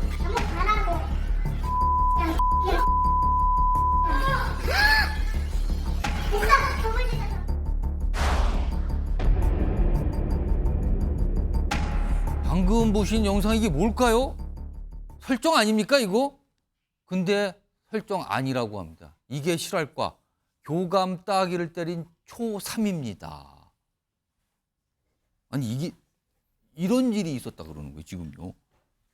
화면 좀 볼까요? 일단 제가 간략하게만 이게 최근에 지난 3일인데요. 이게 뭐 한 초등학교에서 있었다 그래요. 3학년이에요. 3학년 초등 3학년. 뭐 저기 서 계신 어른은 교감 선생님이라고 그러고 초등학교 3학년 키 차이 보면 알잖아요. 학생인 거. 등교 직후에 무단으로 학교가 학교 밖으로 나가겠다. 뭐 이런 얘기잖아요. 근데 그걸 당연히 제지하겠죠. 그냥 무단으로 간다 그러니. 근데 욕설, 뺨 때리고 침 뱉고 문제 행동. 방금 영상에 나왔던 모습이 그 행동이었어요. 근데 학교를 찾아온 이 학생의 어머니가 담임교사에게 항의를 하면서 폭행까지 있었다. 경찰에 신고가 된 상태다. 이런 얘기가 나오는데 안지성 변호사, 이게 무슨 일입니까 도대체? 제가 간략하게만 설명드렸어요 지금요. 저도 정말 깜짝 놀랐습니다. 이게 뭐 고등학생, 중학생도 아니고 초등학교 3학년 학생이 그것도 교감 선생님한테 뺨을 때렸다라는. 그리고 아까 뭐 교실에서 말하는 거 보니까 이게 보통 상은 아니에요 지금. 그리고 저 해당 학생이 지금 보면은 이번이 처음이 아니라 그 전에 학교에서도 사실 이런 유사한 지금 비행이 있었던 것으로 보이고 예. 지금 이렇게 지금 다행히 유튜브 영상으로 촬영이 됐지만 예. 지금 선생님 같은 경우도 뒷짐을 진 채로 아무런 방어나 대응도 못 하고 있는 상황이거든요. 더 큰 심각한 것은 저 일 있은 이후에 해당 학생의 학부모가 찾아와서 담임을 폭행을 하고 담임 교사께 항의를 하는데 예. 폭행이 있었다고 지금 알려지죠? 예. 그리고 또 아동 학대를 운운했다고 합니다. 이런 부분들이 정말 지금 이 시대에서 일어나고 있는 일이 맞는지 저도 정말 의문이 들 정도로 정말 충격적인. 그러니까 제목이 지금 이게 실화냐 이렇게 나왔잖아요. 근데 예. 안희정 변호사, 저 영상을 보면 교감 선생님은 그냥 뒷짐을 지고 있고 아무런 처음에 이렇게 좀 약간 말린 하다가 그대로 맞거나 그냥 이렇게 보고 있거든요. 이거는 무슨 상황일까요? 자칫하면은 아동을 제재하는 과정에서 신체 접촉이 있거나 어떤 유형력의 행사가 있다 보면 아동 학대에 또 휘말리는. 그래서 그런 걸 걱정을 해서 다른 교사분이 이렇게 찍은 건가요? 그러면? 그렇죠. 그런 부분도 있을 수 있을 것 같고요. 저 해당 영상 저도 봤는데 촬영 교사도 사실 아이가 저런 식으로 폭력적인 행동을 보일 걸 미처 예상 못했던 것 같습니다. 그래서 정말 계속해서 놀랍니다. 뭔가를 좀 던지고 뭐 때리는 것 같기도 하네요. 맞습니다. 우산으로 또 문도 지금 뭐 던지고 뭐 이렇게 하는 상황인데 저런 촬영자도 지금 놀라면서 지금 교감 선생님조차도 사실 높은 지위에 있는 교감 선생님인데 아동을 제재하지 못하고 있는 이런 상황이 너무나 이게 안타깝습니다. 그러니까 이거를 찍은 교사도 이게 자칫 상황이 기록으로 남지 않으면 오해를 날 수 있고 억측이 있을 것 같다. 그래서 남긴 걸까요? 그렇죠. 그럼요? 그리고 다행히 아직까지는 유효하게 작용하고 있는 것으로 보입니다. 지금 이와 관련해서 지금 여기 교감 선생님하고 여기 이제 이 교감 선생님이 뭔가 설명한 내용이 좀 있어요. 그 목소리부터 좀 들어보겠습니다. 또 아동 학대 이런 거에 항상 조심을 하다 보니까 어쩔 수 없어요. 얘가 가는 걸 이렇게 몸으로 막는 거지 손으로 제재하기는 좀 어려워요. 동료 교감들한테 들어보면 이런 일이 자주 있고 학교 현장에서도 좀 무기력함이 좀 같이 공유가 돼요. 최인영 변호사. 그러니까 이 교감 선생님 말씀은 이런 일이 자주 있고 그래서 뭐를 또 대응을 하게 되면 또 문제가 발생을 하고 그래서 영상으로 좀 찍어서 이거는 너무 문제가 있다. 지금 보면은 이게 아마 교사분들이 이거를 더 이상 이거는 그냥 그만두면 안 되겠다 해서 이렇게 좀 나온 것 같은데요. 그렇습니다. 어떻게 보면은 저희 어릴 때는 선생님 그림자도 밟지 말라 이런 그 얘기를 들었던 때가 엊그제 같은데 그 상황이 저는 참 교육관련법이 개정돼서 교사들이 학생들을 체벌하지 못하도록 하는 규정이 개정이 됐었죠. 그렇습니다. 그리고 어떤 저와 같은 그 어떻게 보면 행패, 형사적인 어떻게 보면 성인이 했다고 하면은 바로 신고하면 현행범으로 잡혀가야 될 그런 상황임에도 그렇죠. 불구하고 어른들끼리 만약 저런 행동이라면 저거는 구속감이죠, 바로 긴급 체포감이죠. 그런데 아이가 형사 미성년자임에도 불구하고 그에 대한 제재할 수 있는 방법이 하나도 없는 건 아니겠습니까? 그러면서 더불어서 학생의 인권 하면서 학생 인권 조례를 강화하는 과정에서 교권은 땅에 떨어지고 교사들이 저와 같은 것에 대해서 뭐 하나로 잡기라도 한다고 하면 그 자체로서 부모들이 아동 만류하는 것만으로도 아동 학대로 고소를 해서 실제로 몸에 손만 닿으면은 그걸로 해가지고 기소를 했단 말이에요. 그러니까 왜 저렇게 뒷짐을 지고 있겠습니까? 이게 상상이 가는 게 만약에 저 상태에서 교감 선생님이 아이를 만들려면 아이의 팔을 잡았을 거 아닙니까? 그러면 그거를 아동 학대로 그러면 고소를 해버린단 잡으면은 말이에요. 또 꽉 잡으면은 아이에게 눌린 자국이나 멍이 들 수도 있을 그러면서 거예요. 상해로 고소를 해버리면은 선생님들은 벗어날 방법이 없는 거예요. 그러니까 저렇게 무기력하게 있는 건 아니겠습니까?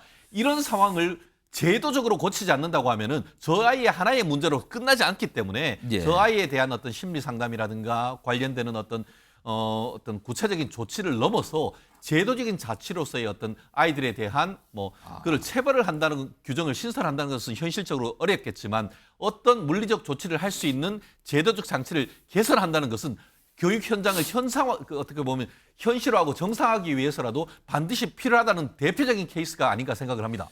자, 다음 준비된 목소리가 있는데요. 전북 교사 노조 관계자의 목소리가 있습니다. 들어보겠습니다. 문제 정학이 문제가 아니라 치료가 먼저 필요하다. 이 치료하지 않은 상태에서 학교 등교하는 것 자체가 잘못된 거라고 보고 있고요. 그 부모를 아동학대 강임으로 인정해가지고 학생이 치료받을 수 있도록 했으면 좋겠습니다. 자, 화면에 나온 이 설명이 있는데 이제 교감 선생님 말씀이죠.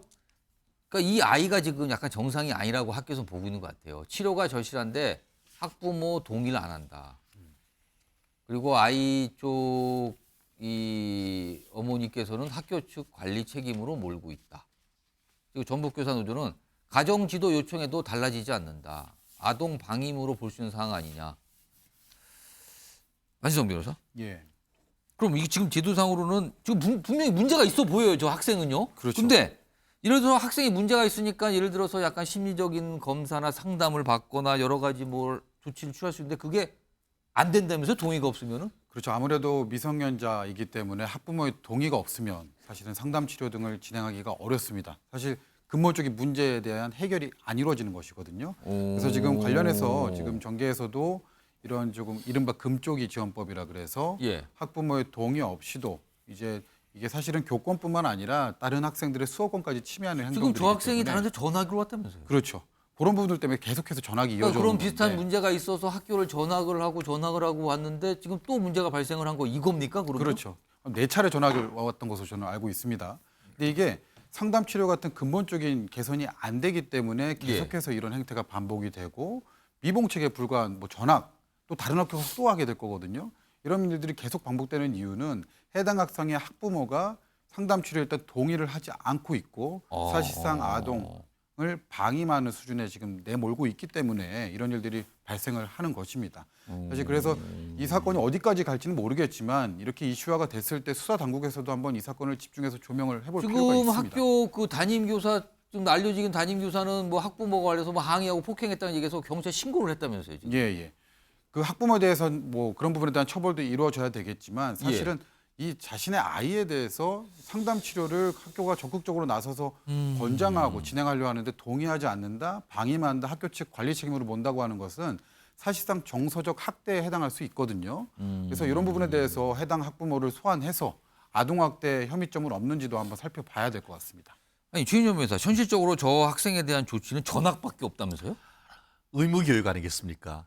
초등학교, 중학교까지 의무교육이 있다 보니까 이와 같은 사항은 초등학교뿐만 아니고 중학교도 마찬가지예요. 의무교육이 있다 보니까 퇴학을 시키는 것이 불가능한 것이죠. 그럼 다른 학교로 옮긴다. 그렇죠. 그러니까 그 지역에 다른 학교로 옮기는데 그러면 이게 해결이 안 되는 거잖아요. 결국은 쉽게 말하면 폭탄 돌리기 같은 그런 일들이 지금 벌어지고 있고 근본적으로 어른에 대해서도 지금 어떻게 보면 흉악범에 대해서는 그 형을 상고 난 이후에도 어떻게 보면은 여러 가지 사회적인 안전 조치를 해야 된다는 그런 논의가 있을 만큼 근데 이게 어린 학생이에요. 그러니까 네네. 어린 학생이니까 뭔가 교육이 들어가고 가르침이 들어가면은 변할 수 있는 나이입니다. 충분히 그렇습니다. 지금요. 그렇기 때문에 이제 말씀드린 것처럼 지금 현재로서는 부모의 동의, 보호자의 동의가 없으면은 정신과 상담이나 이런 것도 불구하고 실질적으로 뭐 별거 수용도 어려운 이런 상황이다 보니까 아주 이게 사실은 예외적인 케이스긴 합니다만 앞으로도 더 있을 가능성은 충분히 있죠. 그렇기 때문에 학생인권 조례나 이런 부분도 중요합니다만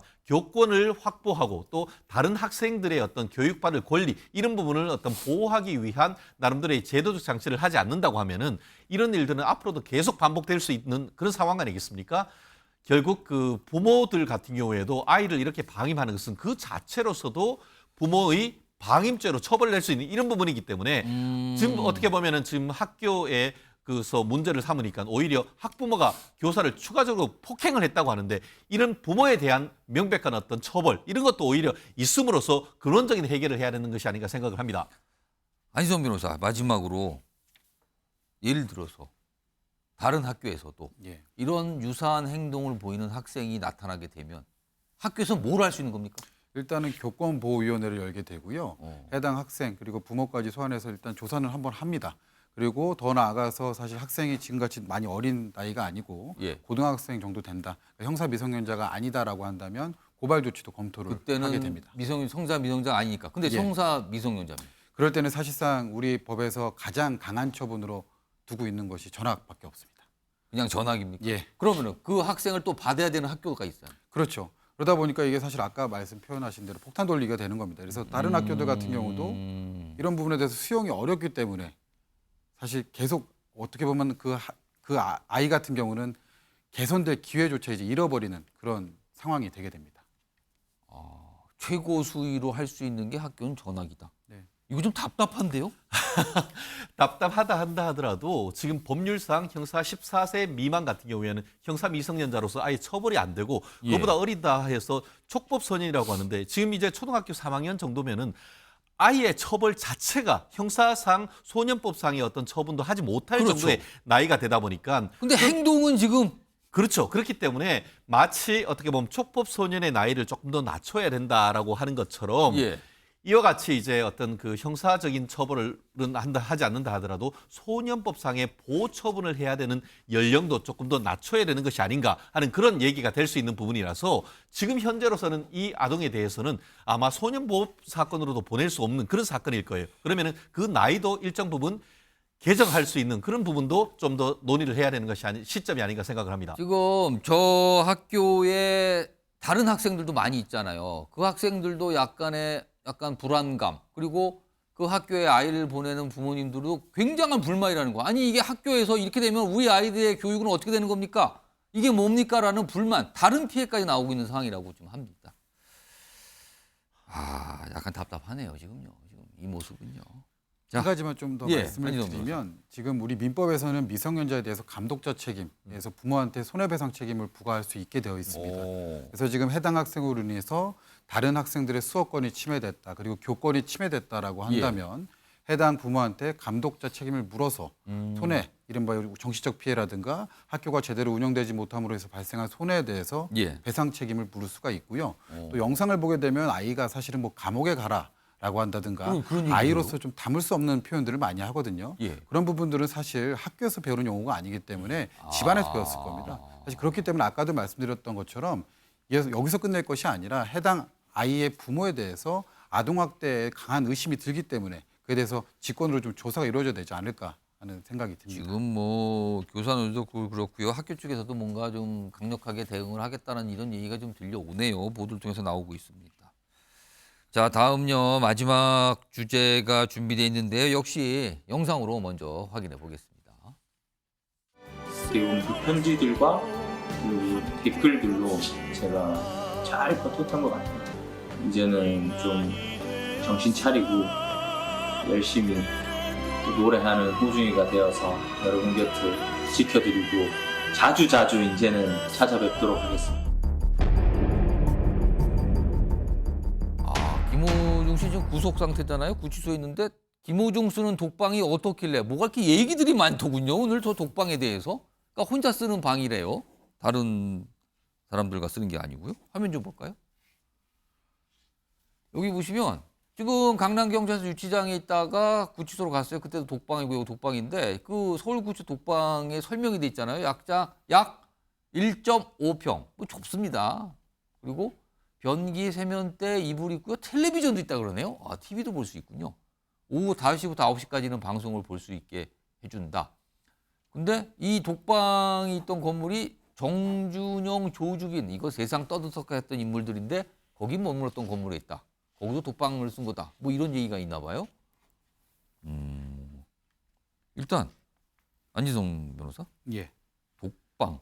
좀 보면 시설이 대충 나오잖아요. 네네. 보통 김호중 씨 정도 이런 인물 같은 경우는 보통 이렇게 독방에 머물게 됩니까? 그렇죠. 아무래도 이 수용 기관 입장에서는 수용자 간의 어떤 다툼, 또 괴롭힘으로 인해서 다른 사고가 발생할 것을 가장 우려를 합니다. 이런 유명인들이 들어오게 되면 사실 구치소 내에 뭐 이미 범죄를 저지르신 여러 다른 분들이 계시기 때문에 또 우려가 있다. 그렇죠. 사실 안전상의 이유로 독방에 수감하는 이유가 제일 대표적이고요. 또 이제 이 어떤 특혜라든가 이런 사실 의혹도 나오긴 합니다. 물론 특혜에 해당할 수 있습니다. 구치소 내에서 수용 과정에서 저도 뭐 살아본 곳은 아닙니다만 저희 의뢰인들을 통해서 얘기를 듣는 것 중에 하나는 이제 동료 재감인들, 동료 수용자들에 대한 어떤 그런 괴롭힘, 또 이제 같이 공동생활을 해야 되는 불편함으로 인해서 동료라는 표현이 맞는지 모르겠으나 아무튼 같이 홍거를 한다. 맞습니다. 같이 써야 된다. 같이 방을 사용하는 홍거인들에 대한 그로 인한 불편함이 사실 가장 크기 때문에 이러한 불편함에서는 사실 해방되는 것이 되는 것이기 때문에 특혜가 될 수는 있지만 사실 수용기관 입장에서 또 사고 발생에 대한 위험 때문에 이렇게 독방에 지금 수용을 하고 있습니다. 지금 이게 대해서 약간의 좀 문제 제기를 하는 목소리 듣는데 화면을 좀 소개해 볼까요? 그 소개와 또 설명도 좀 나와 있는데 일단 이게 문제 제기를 하시는 분들이 이제 이런 뭐 온라인 커뮤니티 이런 글을 올리잖아요. 아니 대중한테 알려줬다고 독방 주는 건 특혜 아닙니까? 약간 이런 시선이 있는데 이거에 대해서 이제 교정당국 관계자는 사고 우려 등을 고려해서 배정한 겁니다. 독방 계속 수감 여부 그거 결정할 겁니다. 여러 가지 사항을 좀 감안했습니다. 라는 얘기가 좀 있네요. 최인영 변호사, 독방 수감을 특혜로 보는 시각. 이건 좀 어떻게 봐야 됩니까? 이건 법률의 문제이기 때문에 제가 법을 잠깐 소개시켜 드리면은 형집행 및 수용자 처우에 관한 법률이라는 것에 따라서 독방에 보낼지 어떻게 보면 같이 쓰는 그 혼거실에 보낼지 하는데 우리가 독방이라고 하지만 법률 용어로서는 혼거실, 독거실 이렇게 얘기합니다. 근데 법의 원칙은 따로따로 하는 독거실 수용이 원칙이지만 워낙 어떻게 보면 구속되는 사람이 많다 보니까 공간의 제약상 어쩔 수 없이 원칙적으로 사실상 혼거하는 것이 원칙인데요. 근데 이게 형집행에 관한 법률에 따르면 독거 수용, 독방을 쓰는 케이스가 두 개입니다. 하나는 뭐냐면 아까 얘기한 것처럼 약간의 특혜성이다라고 볼 수 있는데 낮에는 공동생활을 하고 잠을 잘 때 휴업일이라든가 아니면 야간에만 독거하는 그것을 처우상의 독거, 약간의 어떤 그 열심히 살았기 때문에 처우상 특혜를 주는 그런 독거가 있는 반면에 계호상 독거라는 게 있습니다. 그게 바로 지금 이 사안인데요. 규정이 어떻게 계호상이요? 계호가 안전이란 것이죠. 그래서 사람의 생명, 신체 보호 또는 교정시설의 안전과 질서 유지를 위해서 항상 독거실에 수용하는 그런 케이스고 다만 예외적으로 수사나 재판, 실외 운동이나 목욕하기 위해서 접견할 때는 어떻게 보면 혼거할 수 있도록 이렇게 돼 있는데 이 사안 같은 경우에는 변호사님 설명했던 것처럼 유명인이 들어오면 어떻겠습니까? 야 노래 한 곡 불러봐. 또 혹시라도 마치 이제 그 신입 이제 그 어떻게 보면 이제 내후반에 오면은 군기 잡듯 이런 일이 있으면서 싸움이 있을 수도 있고 하다 보니까 이런 일을 하는데 사실 이 기간이 길지가 않습니다. 경찰에서 10일, 검찰에서 길어봤자 20일이기 때문에 이런 부분에 있어서 검찰, 법무부에서 충분히 어떤 그런 현재 상황을 봐서 독거로 계속 갈지 혼구로 할지는 결정하기 때문에 이것을 특혜라고 보기에는 조금 어려운 점이 있지 않는가 싶습니다. 알겠습니다. 뭐 이런 상황에서 참 김호중 씨가 주목받다 보니까 뭐 이런 얘기가 나오는데 마지막으로 하나 화면 준비되어 있는데 팬들 얘기도 참 많이 나오는데 요새 이런 반응이 있다네요. 14일 이후 기사와 방송 아예 보지 않는다. 김호중 씨한테 뭐가 일이 생긴 그 이유를 말하는데 그리고 언론의 염증 김호중은 잘 견뎌라. 응원하는데 약간 불만 표시까지 하는 저런 시각을 보여주고 있다 그러네요. 참고로 좀 전해드렸습니다.